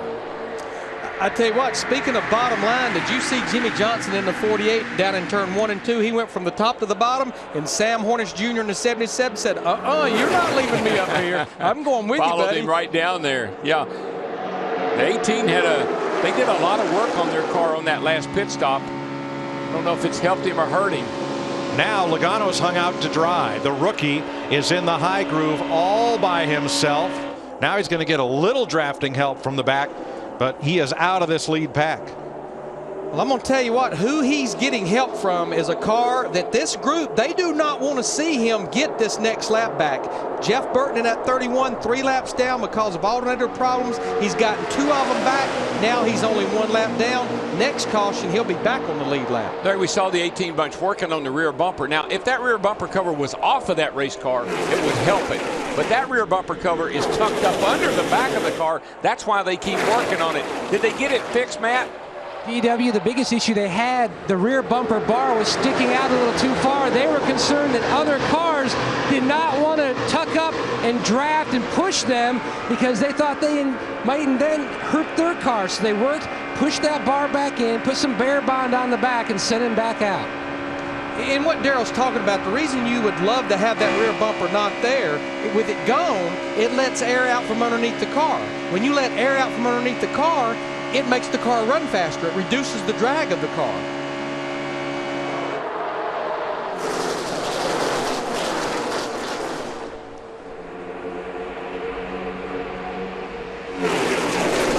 Halfway next time by.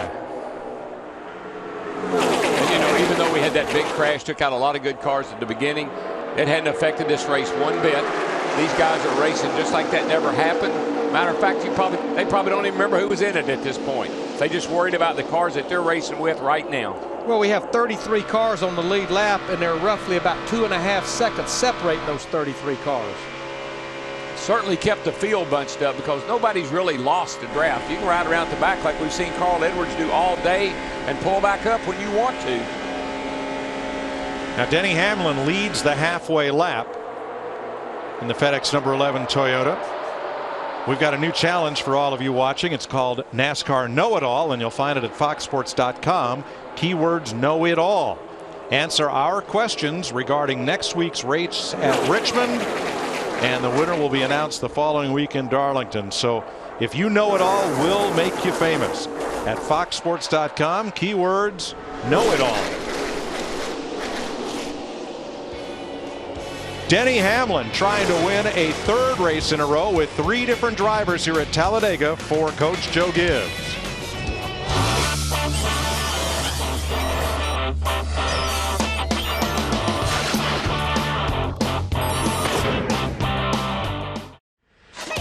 NASCAR Sprint Cup Racing on Fox is sponsored by Sprint, NASCAR Sprint Cup Mobile. It'll change the way you experience the race. 99 laps in at Talladega, 89 to go. On lap 8, 9 cars were taken out in a crash, 5 of which have returned to the racetrack. So out for the day, David Gilliland, Scott Riggs, Jamie McMurray, Clint Boyer, and Mark Martin. That ends Boyer's running at the finish streak of, what, 81 races? I think they're actually still trying to get his car back out on the racetrack. You're right, Larry. Yeah. He's not out. He's off track, but not officially out of the race. Coming back on track with major damage, A.J. Allmendinger, Casey Kane, Kevin Harvick, and Jeff Gordon. Yeah, to have that big of a crash, to only have actually 4 cars out, 5 cars out, and 1 in the garage area, it's amazing. Larry, what do you do when you go back out there, your car's all wrecked up, and you're 50 laps down or 40 laps down, and you get back out on the racetrack? You don't want to ride around by yourself, so you might as well have a little fun. Try to have a little bit of fun, and we've been watching these guys have some fun. The 9 and the 44, it's like the 9 is trying to teach the 44 what it feels like to bump draft. And yeah, the 44 and the 9, they're about 3 or 4 seconds off the leader's pace. But they're bump drafting along, trying to make sure they stay above minimum speed so NASCAR won't send them to the garage. No, they're working together. They're pushing each other. And Larry and I have been watching them just laughing because some laps they never let go of each other. But this is a battle for position right now between Jeff Gordon and Harvick. Kevin Harvick. This, folks, this is the race for 37th place. You claim we never show the battles at the back of the pack. Here you are. They are both 56 laps down, racing hard for position. And if Jeff Gordon passes Kevin Harvick, you know what he gets? He gets the point lead back. Right now, he would be second to either Jimmy Johnson or Kurt Busch. Looks to me like it's a bad weekend to have a yellow car. But meanwhile, back up front, as we've just crossed the 100 lap mark, Denny Hamlin at 11 car leading David Rudiman, David Stremme, Brian Vickers, and Reed Sorensen. Well, we're going to have a shakeup in the points because Gordon may lose the point lead to Kurt Busch or Jimmy Johnson, and Jeff Burton will likely fall out of the top dozen.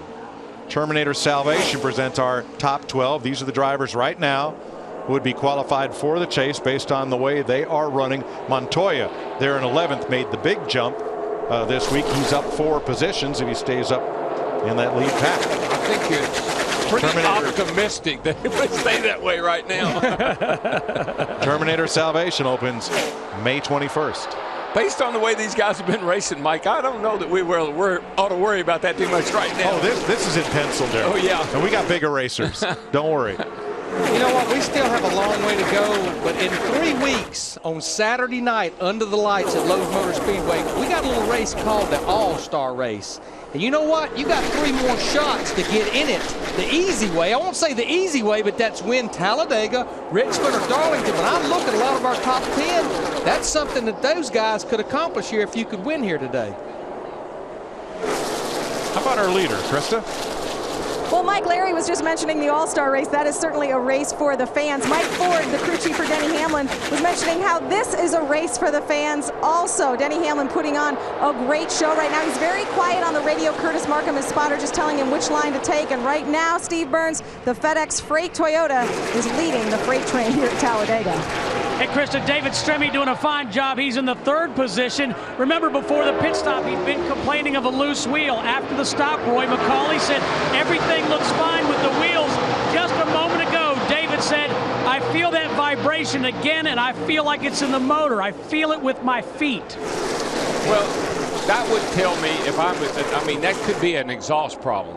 The exhaust system runs right through the right side of the car, and sometime if a header or the tailpipe or something gets a little hole in it, a little crack in it, it'll make your feet vibrate, rattle around a little bit. Probably a little gun shy because, as I mentioned, he lost an engine qualifying yesterday. Denny Hamlin, David Rudiman, David Stremme. Those are your leaders. 104 laps into the Aaron's 499 at Talladega. NASCAR Sprint Cup Racing on Fox is sponsored by the all-new 09 F-150. It's not just a new truck, it's a new F-150. May 1997, Mark Martin won the fastest 500-mile NASCAR race in history. That's his Valvoline Ford number 6 out in front. The race was postponed 2 weeks due to weather issues, but when the cars came back, they came back fast. In beating Dale Earnhardt in 2 hours 39 minutes, caution free, average speed 188 miles an hour, 26 lead changes. Mark led the final 31 laps. You want to win a Ford Fusion? Log on to WeRaceYouWin.com to see how. Can you imagine going 500 miles in 2 hours and 39 minutes without an airplane? In a car? You know, Matt Kenseth has been starting up front on restarts, kind of drifting his way back into the middle of the pack. Dick Berggren, what's up with the 17? He's up to 10th place. He's coming back forward now. Well, he'd like to have somebody who wants to run the bottom with him, Mike. He is just not able to run the top where a lot of the people are, and he just hasn't found a friend that'll run fast enough to run toward the bottom. So his crew chief, Drew Blickensderfer, just said they're kind of hanging out. Well, that's all right. You can hang out here for a while yet. Yeah, we still got a couple more pit stops. In fact, right now we're within about 20 laps of what will be possibly green flag pit stops, the first of the day.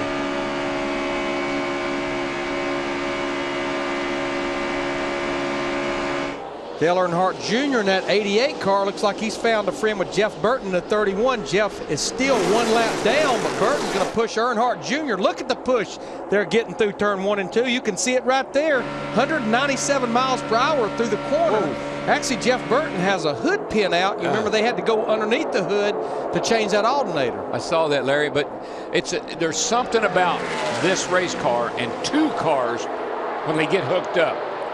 Now, we just talked about Matt Kenseth hanging out at the back. Look at Matt Kenseth. He is 3rd. But look at these 2 cars here, how they just can open that gap up. What if this was the last lap of the race? You'd be pretty happy about that. I mean, look at that. It was about 6 or 7 miles per hour faster than that group behind them. I mean, look how much distance they put in just a lap. You know what, Larry? I don't think he has a hood pin out. I think they must have opened the hood. The guys that closed it back, the crew that closed it back, they had one in their hand, and they just slid it in there and left the other one, let it hang on the dangle on the cable. Yeah, you normally have 4 all the way across the front.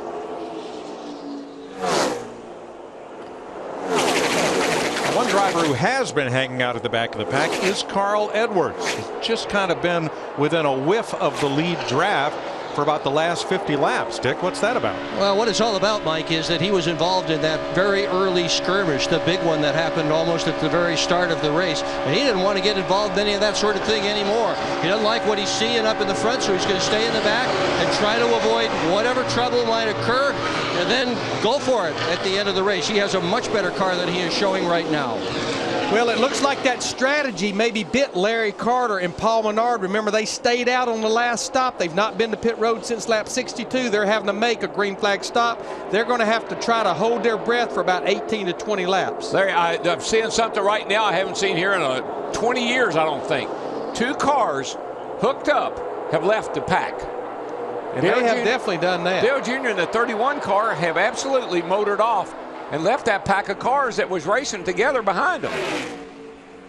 They're not we got somebody that just stopped up in the middle of the corner. Looks like Reed Sorensen in the 43 car.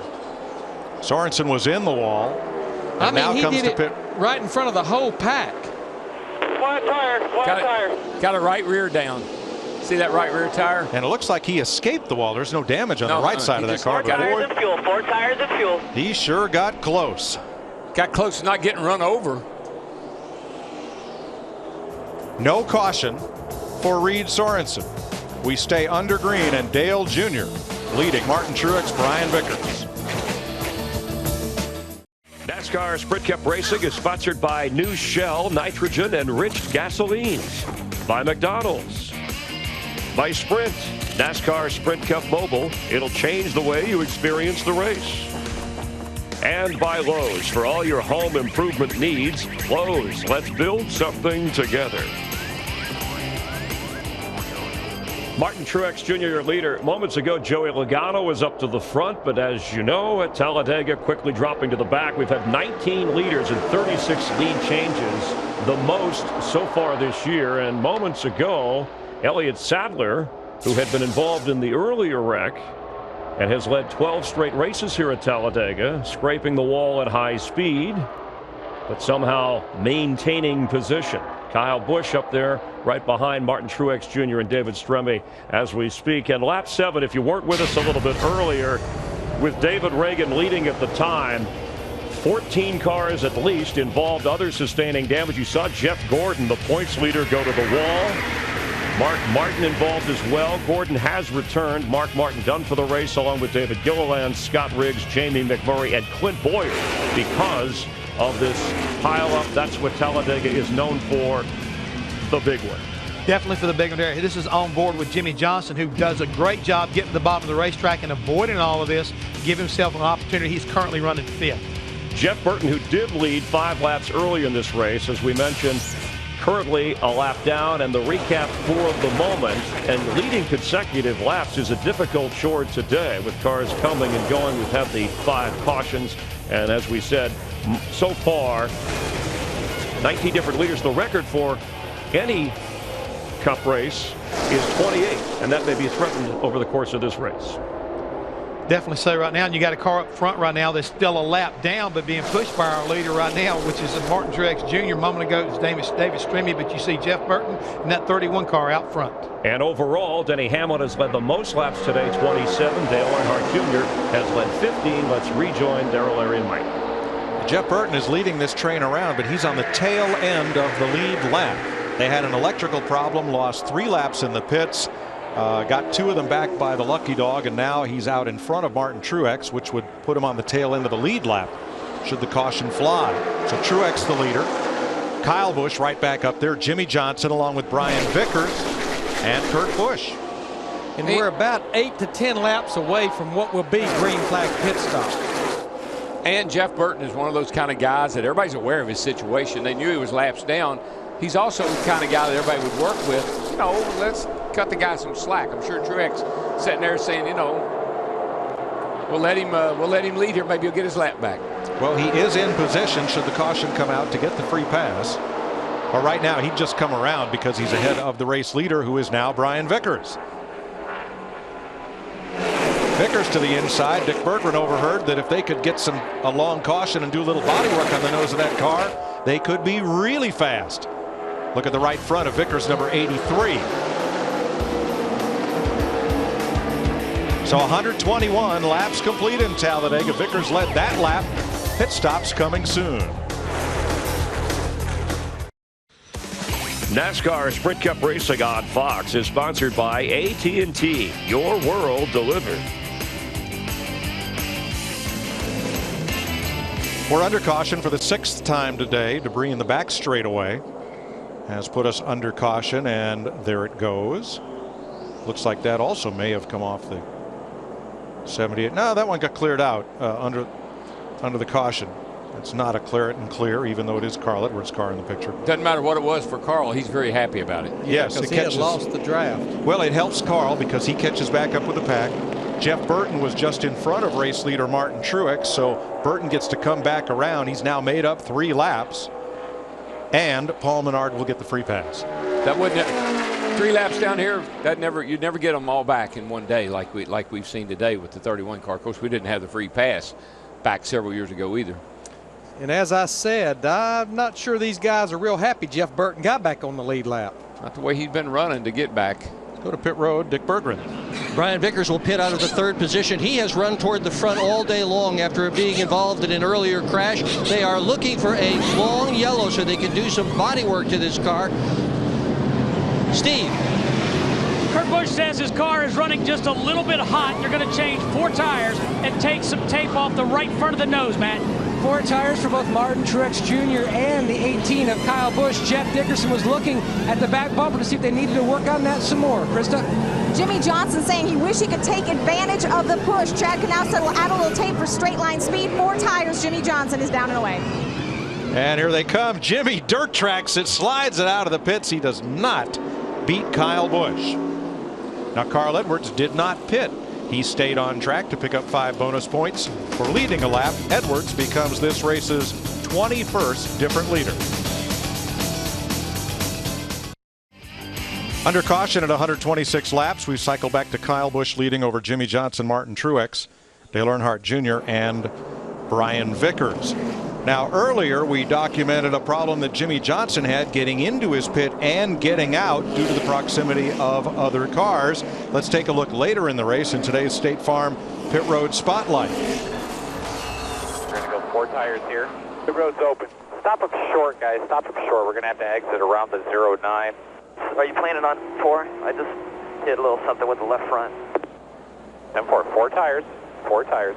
5, 4, 3, 2, 1, go.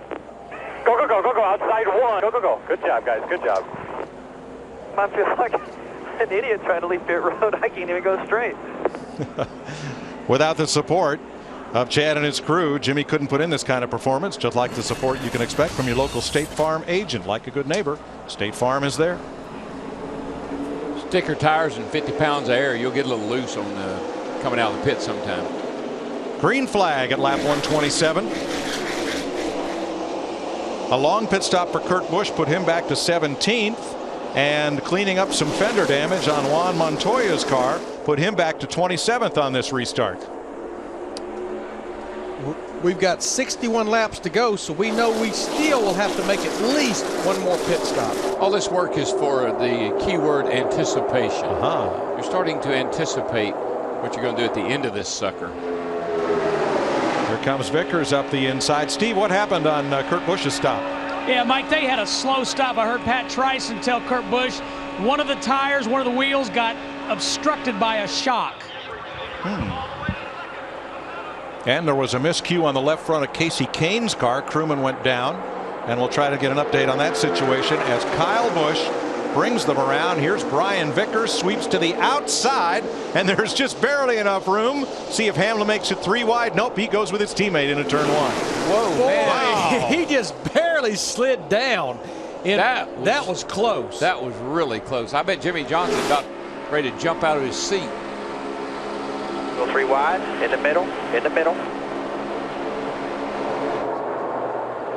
Boy, Kyle Busch goes way up top to pick up that draft of Jimmy Johnson and Martin Truex and everybody else. He's 3 wide by himself right now. That's right. There he goes. He's the only one I know that can do it.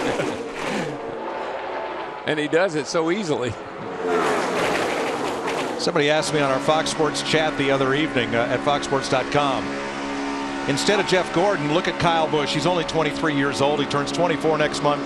Is he A lot of good help with you still here. Keep hanging there still. the driver with the best shot to reach David Pearson's 105 win mark, second on the all-time list? And I had to tell a fella, get back to me when he's got 82 wins in his pocket like Jeff does, and I'll let you know. But surely time is on his side. Well, that's the perfect answer, too. I mean, you know, Jeff's a lot closer, and he's got not a lot of time, but he's got a good 7-8 years ahead of him if he wants to do it. See Michael Waltrip in that 55 car up there in the 3rd position.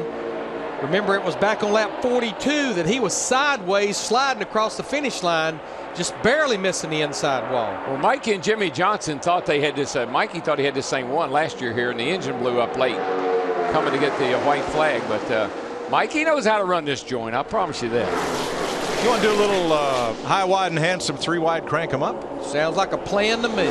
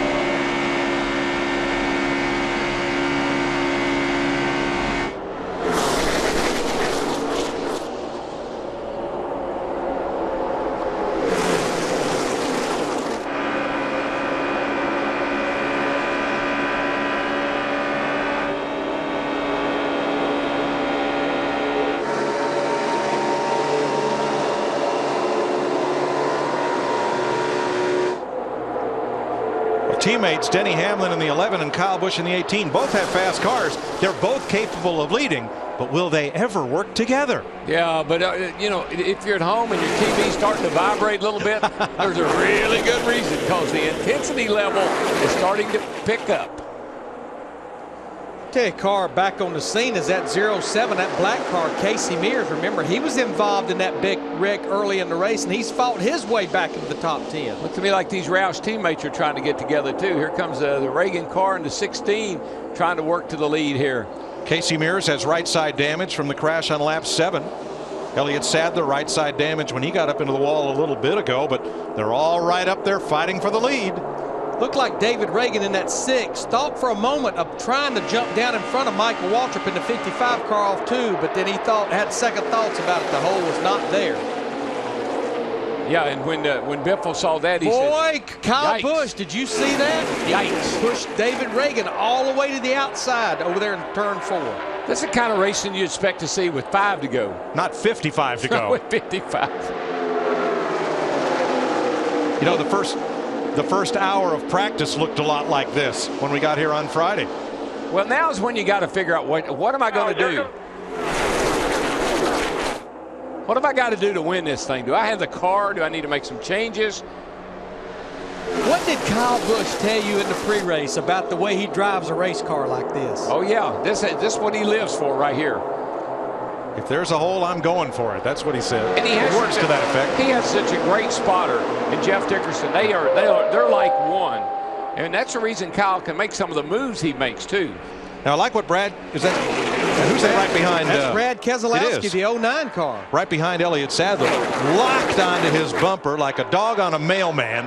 Yeah. And there they go to the front. But you know what is really surprising about that 09 car? I haven't seen that kind of speed out of this car all day long. He's caused a couple of guys to almost they caused them to have to go on the apron to get around him. But there's another example. Those two cars hooked up and just pulled away, drove by the pack and pulled away for a moment. Now here comes Burton in the 31 car. He's back on the lead lap. Was 3 laps down not that many laps ago. Look at everybody back up as that accordion effect happens. Stremme bumped him. He got back into Montoya. Back. Wow. That was almost another big one. See, once again, but that's what I'm saying about the 09. His car must not be handling exactly right, because watch. He goes up here. The car just shoved up the hill. Burton's trying to get off of him, and when he did, he got the 12 in the back of him, and then 42 got in the back of the 12. The 87 got in the back of the 42, and the beat goes on. You want to play 190-mile-an-hour pinball? You better be careful, because this table has a lot of flippers. You better be a pinball wizard. Welcome back to Talladega. 50 laps to go, and Kurt Busch is out front. 44th lead change of the day among 22 drivers. He's got Dale Jr. trying to push him, but Darrell, what's Jr. going to push on? That's what I said. The 2 doesn't have a rear bumper. Look at no rear bumpers. I guess he's pushing on his fuel cell. So all clear, side by side, your mirror back there. You're going to catch these 2 real quick. Well, he's got the bumper tubing there, so functionally it is a bumper, even though it doesn't have that cover. Clear low. Here goes a freight train around the bottom. But how about David Rudiman in that 00 car? Those 2 Toyotas hooked up together. Denny Hamlin seems to be one of the best pushers that's here today. He's going to push Rudiman to come up to the lead. Or he's going to push Rudiman, and then he's going to take the lead, and does. I actually think he was just pushing him out of the way, to tell you the truth. Rudiman will fall right back in line behind him, but Denny Hamlin will lead that lap.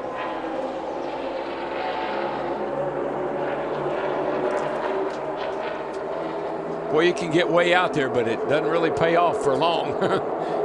Here these guys come. Probably about 10 mile an hour faster right there. Another question from Ask.com, official search engine of NASCAR. Who was Ricky Bobby's sponsor in the movie Talladega Nights? Actually, he had several. But you can find the answer at Ask.com and enter the Ask.com NASCAR Challenge at the official search engine of NASCAR. Casey Mears in that 07 car. He wants the lead of this thing. He wants to be this race's 23rd different leader, and did it. 45 lead changes amongst more than half the field. But look at Montoya up there in the 42 car. Remember, they had a long pit stop to work on fender damage. He restarted deep in the field. And in about 15 laps, he's made his way back to the front. I like the way, that's the kind of fender work I like to do right there. Yes, sir. That fixed that fender.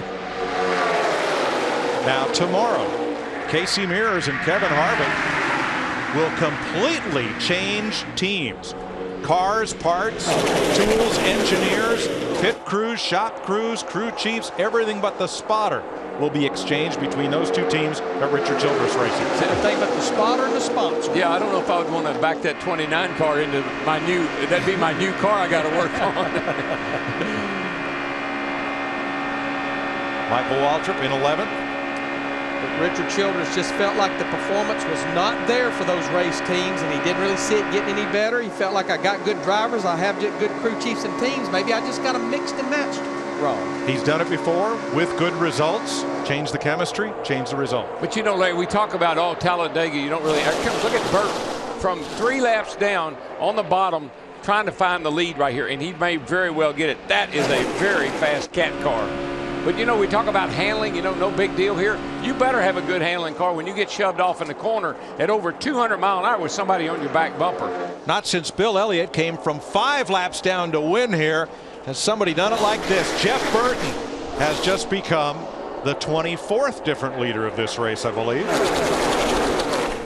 You have to admit, Larry, the Childress cars came here this weekend, the best I've seen them in a long time. And, of course, the Ganassi, the engine package they have in the 42 and the 1 car as well, those engines are all producing good power.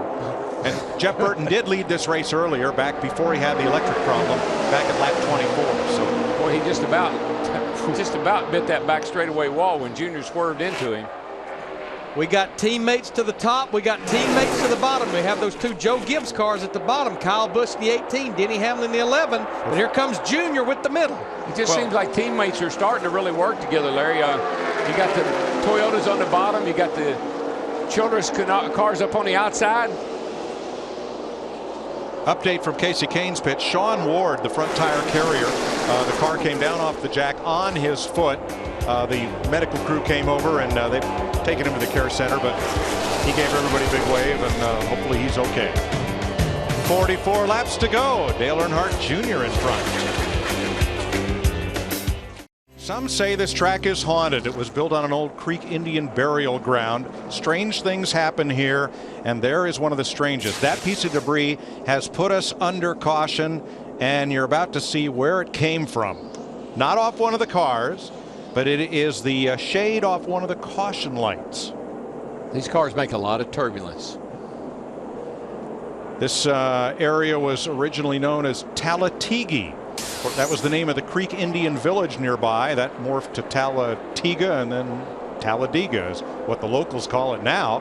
But when Bill France Sr. in 1968 announced that with the help of the state of Alabama he was going to build a super speedway, he said, we're going to build it in Talladega. And for everybody in racing, the name stuck. Yes, it did. Yes, it did. Now here's what's interesting, boys. I believe it's going to be feeding time on pit road because we've got about 40 laps to go when they make this pit stop. Everybody can make it to the end on fuel, so any possibility of any green flag stops that are scheduled out the window. All right, Dick Berggren, what will they do? Well, Brian Vickers is going to take just 2 tires and not 4 in order to get better track position here. They are going to try to pack the fuel, and he's asked for a little bit of help when he's pushing people. He wants to know how hard he can push them. Steve. Speaking of track position, Dick, no tires for Kurt Busch. He gets by Michael Waltrip, Matt. Dale Earnhardt Jr., he'll lose maybe a couple spots on pit road. They're going to go for 4 tires, so that way they are good to go to the end, Krista. And unbelievably, Jeff Burton back on the lead lap contending for the win. A 4-tire stop for Burton. Meanwhile, Jimmy Johnson thinks his car is pretty good. They added a little bit more tape and 4 tires for the 48. And Kurt Busch, with that strategy, wins the race off pit road. Look at Sam Hornish up to second. 40 laps to go in the Aaron's 499 at Talladega. Well, everybody's made what could be their last stop of the day. We're ready to go green with 39 laps to go. But Larry, strategy on this stop all over the place. Yeah, I mean, we had some cars that did fuel only, like Kurt Busch, like David Rudelman, Denny Hamlin, Sam Hornish, Tony Stewart. A lot of cars with just 2 tires, a lot of cars with 4. Darren and I was talking with 40 to go.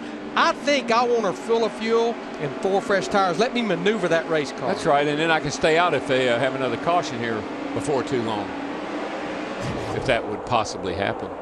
38 laps to go as they take the green. Kurt Busch, Sam Hornish, Casey Mears, pole sitter Juan Montoya, and outside pole sitter Greg Biffle are your front 5. Now, Reed Sorensen, he did get the free pass on that caution. Remember, he had the flat tire up in turn 3 and 4, so that puts us now at 33 cars on the lead lap with 38 laps to go. Big train coming on the bottom as Busch and Hornish have the lead. That was Tony Stewart at the head of that pack on the inside with help from Dale Jr. Boy, a long way to go, but watch out, they'll get there. Yeah, but Kurt he just left poor old Sam hanging out to dry.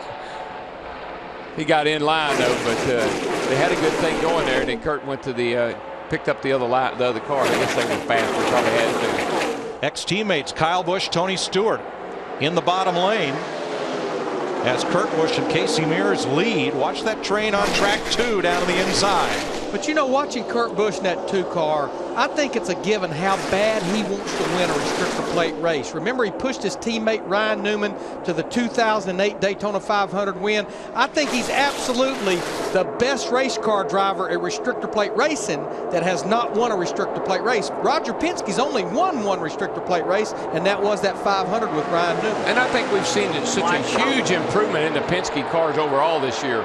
Well, all 3 of his cars both his cars are running all 3 cars are running much better. You know, Sam's led.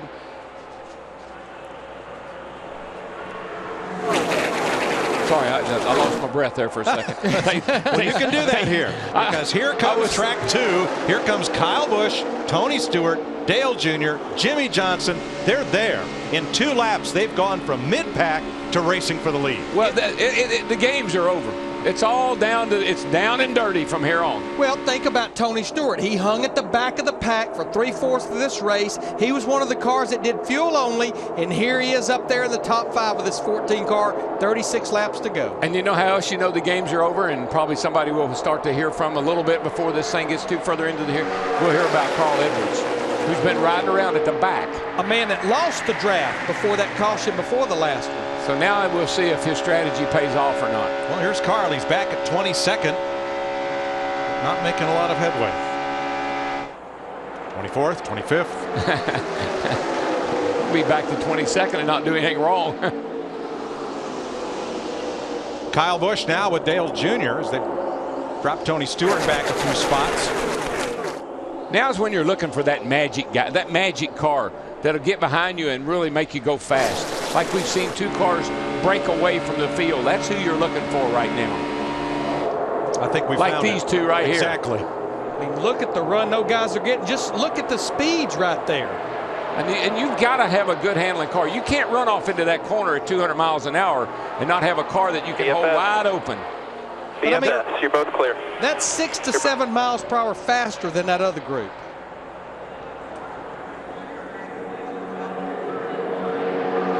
Here they come past. Millions of fans confused. 34 laps to go. Dick Berggren. Well, Darrell Waltrip won a lot of races by showing patience, and right now that's exactly what Carl Edwards is doing. He is convinced that the guys up front are racing hard enough that they're going to crash. He's hanging back. When the crash is over, he's going to the front. Well, he's convinced a few other fellas to hang with him because the 55 and the 7 and a few other cars are hanging back with him. Well, what'd you hear Chad Knaus say? Millions of fans are confused. It's okay. They got 33 laps to all figure it out. I think it was Chad. It sounded like Chad. It sounded like something he'd say. Yes, it absolutely does. And that's his man right up there on the high side in the 4th spot, that 48 car, Jimmy Johnson. And right behind him, Jeff Burton. Krista. What a day for Jeff Burton. Battery trouble, alternator 3 laps down. He is now up front in that front pack. Jeff said he's always nervous to run here. He's stressed until Sunday morning. But once the race gets going, he calms down. He told me until the laps wind down, and that's when the intensity level goes through the roof. Yeah, but sometimes being laps down, you just do things that you really didn't intend to do, trying to get those laps back. He needs to play like he's still 3 laps down. Because it worked a while ago. Because he got one of them back by being in front of the leader when the caution came out. Exactly. Now he's in 8th place as 4 cars are trying to break away. This is no time to go conservative. This is when you lay it all on the line, all in right now. And honestly, with 33 laps to go, I'm not sure I agree with Carl Edwards' strategy right here. No. If he's got a car to go to the front or anywhere near there, he needs to get going because this isn't going to pay. It's not going to pay off for him if he keeps messing around. 33 laps to go. 33 cars on the lead lap. 24 drivers have led this race, but who can lead the last lap? 28 laps to go. Whoa. Somebody clipped out. See that piece of debris flying back there?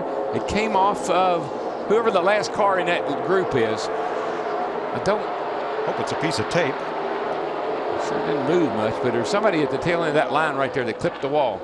Well, Kyle Busch is our leader. Denny Hamlin got kicked out of the lead draft all the way back to 20th. And Martin Truex in 3 laps went from 8th to 17th to 26th.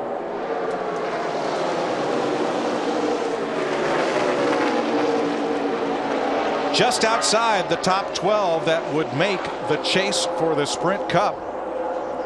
Casey Kane has slipped to 13th based on where they're running up right now. Dale Jr. has gained 5 positions through the running of this race. Mark Martin, that early crash, has lost 5 spots. Terminator Salvation coming to a theater near you in May. We've got our top 15 cars. They've been single file.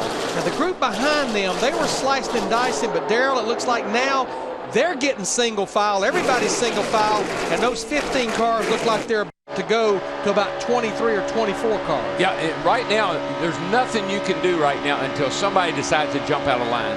You're going to have to get some people down on the bottom to get anything done right now. Machine right now, P17. Now, the last time this happened in this race wasn't the same engineer driving the train, Kyle Busch, when everybody lined up single file for a while. Yeah, and he has, the Junior has too. They've been the 2 sort of the prognosticators of this whole thing. Now, we just heard Bob Osborne, Carl Edwards' crew chief, tell him P17 basically means you're in position 17. So there's no question Carl is working this strategy, and now he's part of that lead single file group. Well, now if you say, okay, I don't want to get in a mess, there's no mess right now. I look at it, it's all single file, nice and tidy. I just don't think it's going to stay this way long. Well, it can. You know, somebody's going to get impatient. That's what happens to you. You sit there, you say, I'm tired of this. We're going to have to mix it up a little bit. We're not going to win like this. Let me tell you about a sleeper right in the middle of that pack in 12th place. Joe Nemechek in the 87 came here unsponsored. Didn't know if he'd be able to run the whole race based on finances for his unsponsored Toyota. He did pick up a sponsor after he qualified for the race in fine fashion. And he's right there in the middle of this lead pack. And who knows? May have a shot to win it. You know, Mike, you and I were talking before our show today that every week there's a lot written, a lot said about the start car. We know for a fact all 43 of our cars that started this race, their plan was to race all day long. Now, obviously that first wreck took out some of them. Yeah, Joe ran great yesterday in the nationwide race, and he qualified well, and he's hanging in there today. Good for him. Now, assuming we've had our last stop, let me ask Jeff Hammond his picks for today's AT&T fastest pit crew. Well, Mike, I've been watching these guys all day, and I'm impressed with the fact now what they've done on pit road with some of the repairs. Kyle Busch's car, Kurt Busch also damaged the rear of that car. That car worked all day long. Crew worked all day long to get it right. And Dale Earnhardt Jr., this is one of the few races they've been clean on pit road. No mistakes. They've been able to get it done, make the right calls, put the right side, 2 tires when they need it, 4 tires when they need it. Now they got themselves in a great position right now to possibly get their first win and maybe make history by getting 4 wins for Hendrick Motorsports at the end of the day. Thanks, Jeff. Don't forget to vote for your AT&T fastest and most valuable pit crew of the year from your AT&T phone. Text the pit crew's car number to 2258 to vote. You know, Larry, I was watching the 11 and the 6 and the 99. They dropped to the bottom back there. We know that 11 is a fast car. They dropped to the bottom. They could not go anywhere, could not make any progress, had to get back up in line. So it's going to take some good fast cars up here in the front to create another line. Well, Dick is with Carl Edwards, crew chief. And Carl Edwards right now is running in the 22nd position. Bob Osborne, is the car good enough? Do you have enough time to win it? Well, we'll have to see if we get any partners out there on the racetrack is the big thing. We've been riding around in the back all day, got a little damage early on, fixed that, but pretty happy with the car. We'll just have to see how it goes. Okay, we'll see how many cars Carl Edwards can pass before the checkered flag, Mike. Edwards runs in 22nd. There are 22 laps to go. Kyle Busch engineers the freight train draft around Talladega. Stay tuned to NASCAR 7 days a week with live in-car audio, live race audio, stats, and more with the NASCAR Sprint Cup Mobile. Visit sprint.com/speed to find out more, only on the Now Network.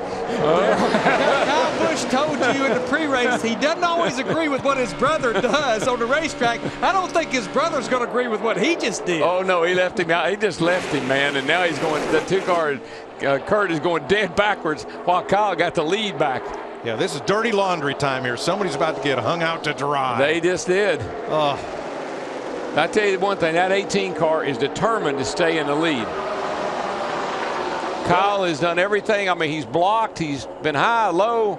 Everybody keeps looking around, but they can't quite clear him. The same group he was pulling around the top of the racetrack, now they're lined up around the bottom of the racetrack. 17 to go. Well, he went up to block Matt Kenseth. He came down to block Jeff Burton. Darrell, like you say, he's running 3 lines wide all by himself. Now here they are once again. Now watch, they're going to get a run on him. 17's out there, but he's all by himself. Dale Jr.'s going to have to get up there. Oh, he turned him. Yikes. Truex down to the bottom. Truex can't save it. Oh, no. Busch is around. He tried. He just couldn't hang on to it. It's us. Yeah, but it isn't bad, I don't think. Nope. And Truex I don't is think kind of the bad. victim in this one, but he's okay. I don't think he's bad either. It's us. We're coming to you. You're all right. Come and get your 4 tires. Let's go. Well, got to stay on the lead lap now. You'll be okay. Gets it fired back up. Do all that spinning around. I got all a that. starter. Send a truck. Oh, it's Kyle Busch. The car will not fire. Let's show you how this all got started. Busch in front of Matt Kenseth. That's just sort of inevitable. You know, block. You can only block so many places so many times. You get down here in the corner. You can see the 31 gets in the back of the 18, gets him loose. How he ever got from, how he gets all the way to where he did and not hit anything, I'll never know. And Martin Truex. He just with checked Carl up. Edwards. He was right in front of Carl Edwards, who'd been trying to avoid all this. He just checked up a little too much. Down on the apron, down on the apron. Neither one of them ever got hit, other than when the 31 knocked the 18 around. I know, it's incredible there's no contact. Now, Jeff Burton had been frustrated with Kyle Busch from where Kyle tried to run him down to the flat a few laps earlier. This is just some amazing driving. Unbelievable. Amazing driving. Montoya. Wow. Reagan may have, the 6 car may have gotten to the back of Montoya just a little bit, but I don't think that was bad. And now we hear that, the 18 has no starter. He can't get cranked. He's going to go a lap down.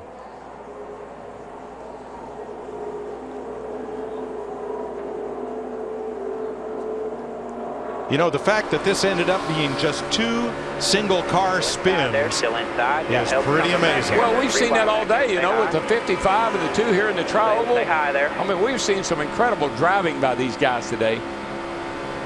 18 got fired up there. He got a push. He's in on the pit. bottom. Go 3. Yeah, Martin got a boot from David Reagan. That's what started. He's going to lose it here. Keep coming. Sent Truex down. Stay high. Stay high. Yellow's out. Yellow's out. Good job, buddy. Nothing intentional. Martin lifted for what was in front of him, and Reagan couldn't react fast enough. 3 wide bottom. And some more bad news for the 18. Now that he's a lap down, and we don't have double line restarts inside of 20 laps, that's not going to help him any.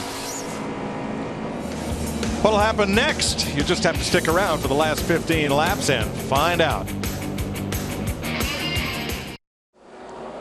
They'll restart this time with 13 laps to go. Ask.com asks, why is the South called Dixie? Get the answer now at Ask.com and enter the Ask.com NASCAR Challenge at the official search engine of NASCAR. Well, here we go. 31 lead lap cars, 13 laps to go. Now, Kyle Busch, he'll be all the way behind those 31 cars because within 20 laps of the end of the race, it's single file restart, lead lap cars only to the front. His only hope is a caution before we get to 10 to go, then he'd get the free pass. Martin Truex stayed on the lead lap after his spin. Here we go, 13 to go. Matt Kenseth, Dale Jr., Jeff Burton, Kurt Busch, and Joey Logano. And again, it's so tempting. You just have to make yourself not jump out of line right now. You've got to get going. You got to get things working out here before you make a move. You make the wrong move now, Larry, you're done. Yes, sir. You'll not fight your way back now. A lot of jostling back behind the front 8 cars. Now, these guys back here, they can do that because they got to try to get up here and get in line. Yeah, it's those top 6 to 8, 10 cars that they've got to be careful. They got to be on their P's and Q's. But just thinking about Matt Kenseth, he won the first 2 races of the season at Daytona in California, and it has been absolutely dismal for that 17 team since those 2 wins. Well, so dismal that he ended up in the infield care center yesterday. So this would be a great turnaround, not a great turnover. Up front, it's a 9-car breakaway, and look who's the caboose on that train. Carl Edwards, who hung out way at the back all day, is now hanging out with the lead draft. But they're going to get caught. Look at the run Stewart's got in that red number 14, and Ryan Newman with Jimmy Johnson. They've caught the lead draft. Yeah, it's a breakaway no more. Jimmy's in big trouble here. He's got to get somebody to hook up with so he can get back up here to those leaders. But when you lose your momentum like he has right there, they just keep going around you left and right. But remember what 2 cars have been able to do. We've been seeing it all day long. Look at Ryan Newman in the 39, Denny Hamlin in 11. You can see they're 6 to 7 miles per hour faster than Matt Kenseth leading the race. Well, you know who's been the best at doing that is the 11. I mean, he has been incredible. He's a great pusher. 5th. Jump up 4th. there. Somebody wants to jump up there. You watch. 3rd. Here they come to the lead from 10th a lap ago. Newman, Hamlin, rocket past Kenseth. They're liable to drive away from the pack with what we have seen earlier in the race. Yeah, and again, you can't not do that. You got to drive away from it. It's not going to work out good for you. Because once you get out there, you stall, and here comes the pack again. Ryan Newman has 1 restrictor plate win, the Daytona 500. And it wasn't long after that Daytona 500, Roger Penske asked him to re-sign an extension on his contract. He said, I'm going to wait and see how our performance is. He signed with Tony Stewart at Stewart-Haas Racing for this year. Hamlin's going to have to pick him up another push. He's going to have to find somebody else to push to the front. Maybe he can get behind, who would that be in that? Wow, look at that. How did Carl get up there? He was part of that 9-car breakaway at the front, Darrell. Boy, Hamlin is sinking like a rock. Yeah, you just lose your momentum and there's nothing you can do. I mean, Tony Stewart tried to pick him up, but Stewart was so much quicker. He's gone around, and Hamlin from the front of the pack headed to the back. Now, Darrell, all Ryan Newman can do right now is just stay hooked to that double yellow line on the bottom. That's all he can do.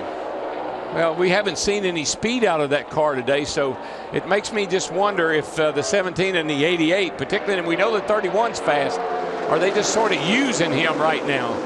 55 lead changes so far, and now that pack that was so spread out into 3 groups is all one draft again. Boy, did you see Burton shoot out from behind Dale Jr. to pick up that outside line? But nobody went with him, Darrell. No. But that outside line's coming. Look at David Reagan in that 6 car and Tony Stewart in the 14. There goes Burton right up in the front of him. You get a little bump down the back straightaway. Here we go. Oh, trouble hard in the wall, Robbie Gordon. And around goes Jimmy Johnson. Denny Hamlin's involved, Martin Truex Jr., David Stremme. This is version 2 of the big one. Well, desperate men were starting to do some desperate things out there as the laps wound down. Like I said, Mike, this is when you lay it all on the line. If you got it, use it. Both ends for Martin Truex. Robbie Gordon, oh, thank goodness he's moving around in that car, because look how the front stove in as he hit the inside wall really hard. Let's see how this happened. Back in this pack back here that was jockeying for position.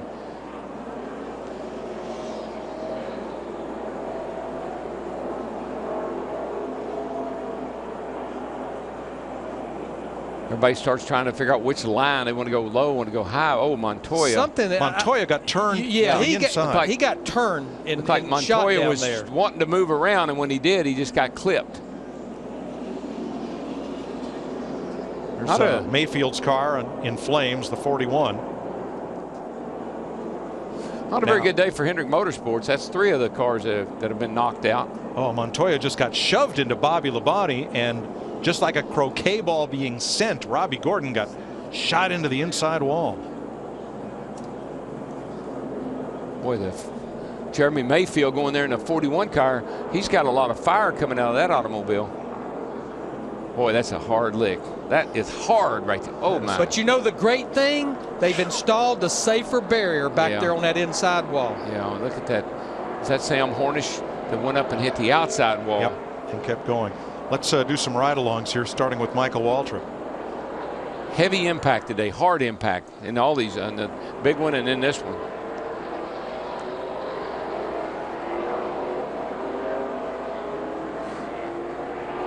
Of course, Jimmy Johnson had taken the points lead since his teammate Jeff Gordon, the 24, had problems earlier. I want to tell you about Robbie Gordon's hit. If he hits another 100 feet down track, he hits the concrete instead of the safer barrier. Let's see what happened here. Montoya got hit by the 11. Yep, there it is. And that turned him a little bit to the left, and then or to the right, and then when he corrected, he got into Bobby Labonte, and it was on from there.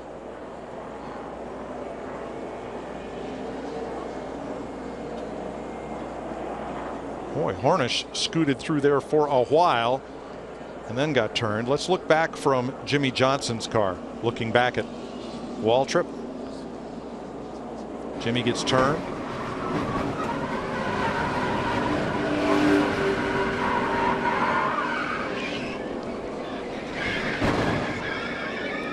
Pretty hard impact there. And here's what Carl Edwards saw.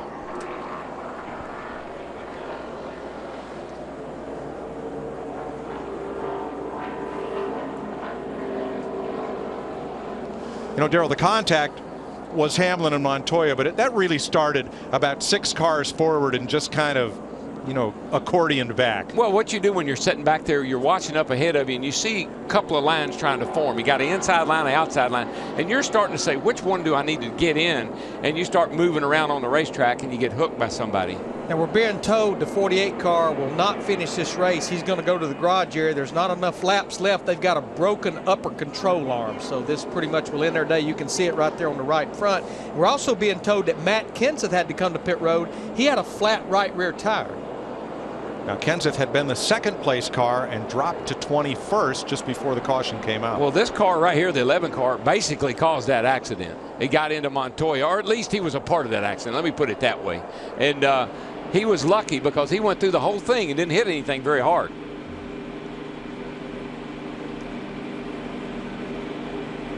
We're under caution. We have 7 laps to go. Let's go down to the Hollywood Hotel. Well, Mike, Larry mentioned moments ago we had the sequel to the big one. Right. Let's take a look back, and it was lap 7 very early in this. It changed the look of this race with the points leader and Jeff Gordon and the retro Pepsi scheme involved in this. At least 14 cars, other cars receiving damage, but at least Gordon got back on the track, and there were guys like Kurt Busch and Elliott Sadler who were involved, who got to the front of the pack. And the yellow line coming into play with Junior. Yeah, CJ Jr. and Brad Keselowski is basically the driver in the Nationwide Series. They run each other below the yellow line. Junior led 20 laps in this race. Kyle Busch, who has locked up the most laps, led with 42, 17 to go. And a lot of locking going on. Eventually, Jeff Burton with a tap, and that's him spinning in the 18 and spinning out of the picture in terms of winning this race. The pole sitter receiving damage as we had the incident just moments ago, Juan Pablo Montoya. But Ryan Newman leading. We have seen already this year guys who've had losing streaks break that with a victory, from Jeff Gordon to Mark Martin. We have 43 races since Ryan Newman has won his last race. It's been 29 since Dale Earnhardt Jr. I just want to add right here, this is a very familiar sight. I believe I watched this yesterday in the Nationwide race. Ryan Newman was driving the number 33 car yesterday, and Junior was driving his own car. He was running second here toward the end of the race, and when the final lap was all said and done, David Reagan wound up winning it. So this thing's a long ways from being over. All right, the points with you see how many laps to go at this moment with our points leader, who we talked about being knocked out, so that would knock Jeff Gordon down behind, and Kurt Busch would take over the lead, followed by Tony Stewart, Jimmy Johnson. Remember, 15 Talladega races have been settled by a last lap pass, and one of those Hendrick drivers who's been on a roll lately, Jimmy Johnson, our Dick Berggren, is with him. Well, that's Talladega. How tough was it going through that crash? Man, it sucks racing here. You know, you got a great race car, and guys worked real hard to get this thing in order and very fast, and then get that close to the end and gets tore up. So disappointed. It just looked to me like some guys were beat and didn't have the position and tried to force their way in from the outside, and went across somebody's nose and started that wreck from my position. So just too bad. Hate that this was an awesome looking Cobalt Tools Impala is now all tore up. It was indeed, but we'll see you at Richmond next weekend. Well, Ryan Newman is our leader. Newman led this race at 10 laps to go. The leader at 10 to go has won here at Talladega only twice in the last 12 races. And is this going to count it? You think we're going to make it the green-white checkered here? We're going to get close. No, pretty much the normal here. I think we're going to get cleaned up before we get into overdrive. Let's check with Matt Yoakum. Mike, learning a big lesson from what happened in yesterday's Nationwide Series race. Dale Earnhardt Jr. talking strategy with the car right in front. You talking to Ryan deal over here. You want to try to push him and figure out off pole again? Yeah, same thing. If he'll let me push him away from everybody, I'd like it to be a green-white checker myself. Yes. And another part of the conversation is if they can break away. He said, if for some reason I start to lose Ryan, I don't want you talking on the radio. I will tell you quickly, you tap his dad, because Greg Newman is Ryan's spotter. You tap his dad, and then that way Ryan knows to drag the brake. That way they don't back themselves up into the cars that are trying to chase them down. A lot of strategy looking to work out here in the closing laps. Well, Darrell, that's one thing the leader can do. He can go back and pick up a drafting partner if he gets a little too much gap on that second place car. Yeah, and the reason Junior'd like a green-white checker, we've seen two cars, how they can sometimes gap the rest of the field. He'd like to think that he and Ryan were going to be able to do that, but I'm not sure you can do it on a restart. You got to get a good head of steam up for that to happen. 5 laps to go here at Talladega, and a lot of sports action to come here on Fox. I just want to point out one thing. The guy right now is running 6. Was running 6 yesterday when it came to the checkered flag. And he was car number 6. And he is car number 6. That's right. And he ended up in position number 1. Number 1, David Reagan. So, and then not only that, but this kid has really done an incredible job at this restrictor plate races. He had 2 top 5s here last year. And now he's sitting here. He won yesterday in the nationwide race, and he's sitting here in a 6 right now.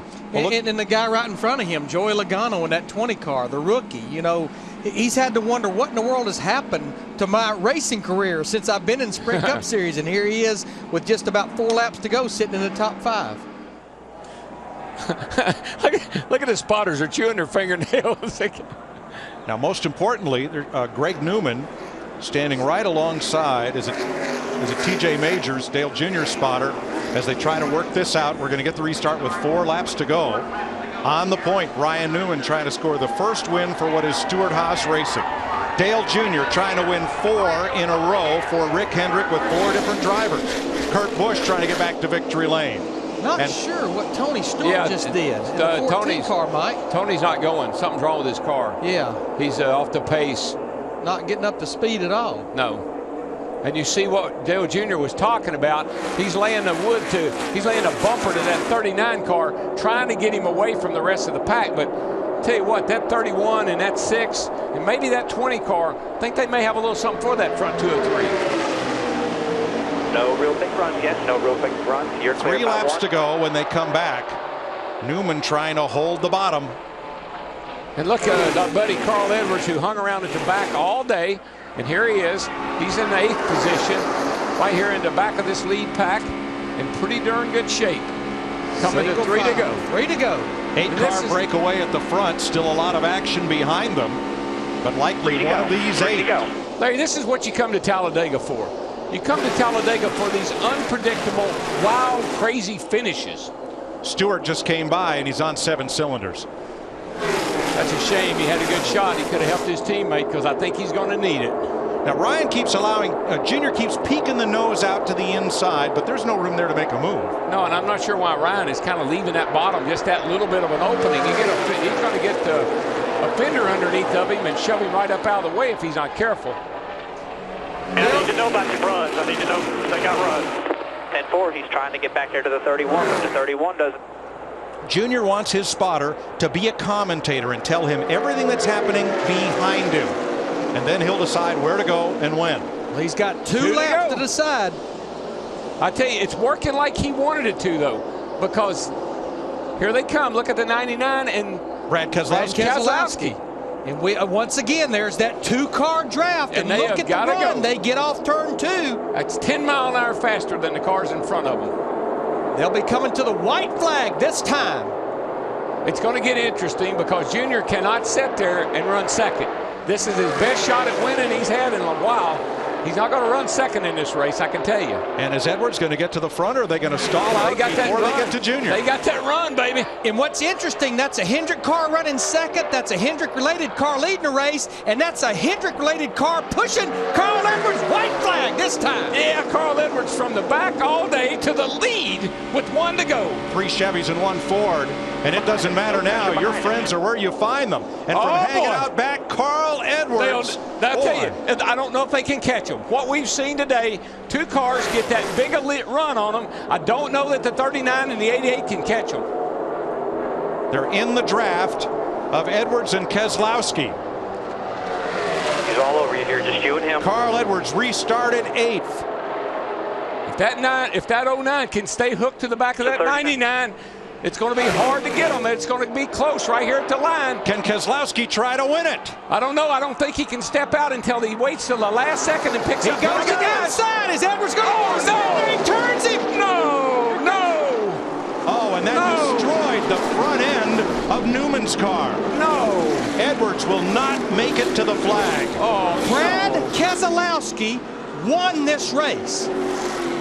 Unbelievable. Carl Edwards' car destroyed. And Junior's protege, Keselowski, the winner, and Carl Edwards is moving around and ready to climb out. Larry, look at that. The carburetor's gone off the engine. It's completely gone. Carl did what he wanted to do. He stayed at the back all day long. He played it smart. Had this race possibly won. Not now.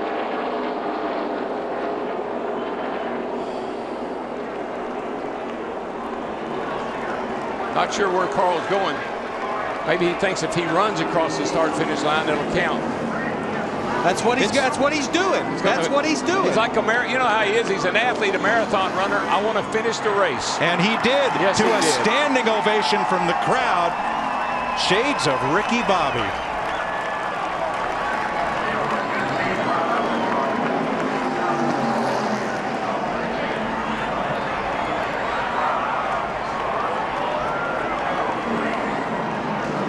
Don't you know, Larry, that James Finch is fit to be tied right now? Finch owns this car. He bought it from Rick Hendrick and leased the engine. A whole Hendrick package. Let's take a look, Mike. Carl Edwards, he opened it up just a little bit. Yeah, I'm not sure. I think this is a hard lick right into the fence. I mean, that car, that looked like Bobby Allison did here in 1987. The catch fence did its job, and the car did its job. Thank goodness we have the new, stronger, much stronger, safer catch fences. And Newman took a hard hit from Edwards as well. Look at just a car with the room left on the bottom. What happened here is the 09 looked to the outside. Carl went up a little bit to block him, and 09 went right back to the bottom and clipped him. You know, the move looked a lot like the one that Brian Vickers put on Jimmy Johnson when Vickers won. Wow. But what a hit. Wow. That is 1987 all over again. Oh, my gosh. And did you see that? I believe it was Biffle that almost T-boned the 99.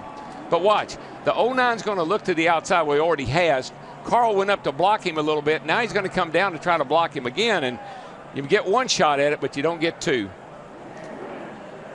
Watch this. What a lick. Oh my gosh. Unbelievable. You know, and looking very carefully at the catch fencing that held, and I did not see any debris go into the grandstand. And that certainly is unbelievable. It's very gratifying to see. Well, I knew it was going to be wild. I didn't know it was going to be this wild. Run here, the 3 back from him. This is from Carl's onboard Looking camera. inside, 09. But Darrell, I want to ask you.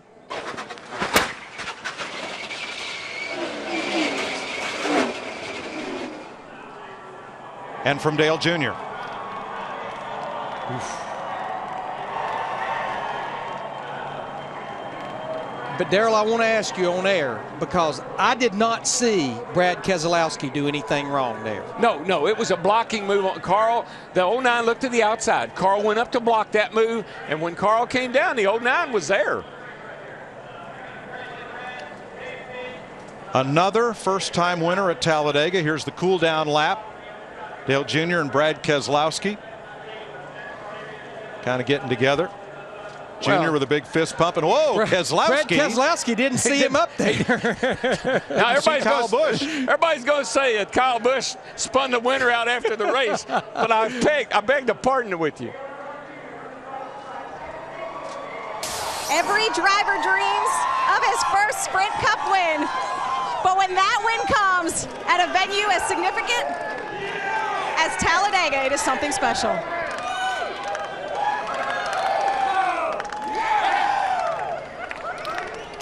Brad Keselowski, as you pulled into victory lane, I saw your hands were shaking. Can you believe you just won a Sprint Cup race, and you did so at the biggest track of all? Wow, pinch me, I don't know, am I awake? I'm gonna pinch you. How about this team? God, how about that? All them fans out there, man, thanks for coming. This is the best show on earth. I gotta apologize to Carl for wrecking him, but man, the rule is you can't go below the yellow line, and he blocked, and I wasn't going below it. So I don't want to wreck a guy, but you're forced in that situation. So, but there's nothing else I could do. We had a lot of fun tonight. Man, was that fun. I hope the fans did too, because this is NASCAR racing, and this is cool. Can you take us through that last lap and the moment you knew you just won a race as you crossed that start-finish line? Well, I kind of felt bad because I was watching Carl in my mirror wreck hard, and I hope he's okay. I feel bad about that, but man, that's the rule.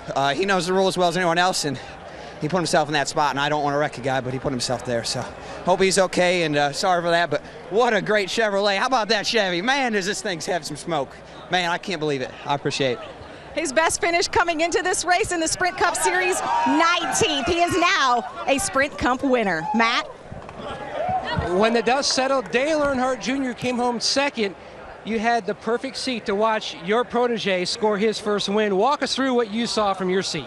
Well, I had to deal with the 39 Ryan to break away from the pack and kind of do what we didn't do yesterday in a nationwide race. And we had it going, and I thought there's no way, you know, we were staying tied together, and there's no way nobody can catch us. And they were smart enough to move up, which the higher lane had been easier and faster and winding the car out better all day. They were smart enough to run in the middle, and here they come. And I couldn't believe Brad was pushing that 99. I would have guessed anybody else, but he did an awesome job. I couldn't see what happened on the front straightaway.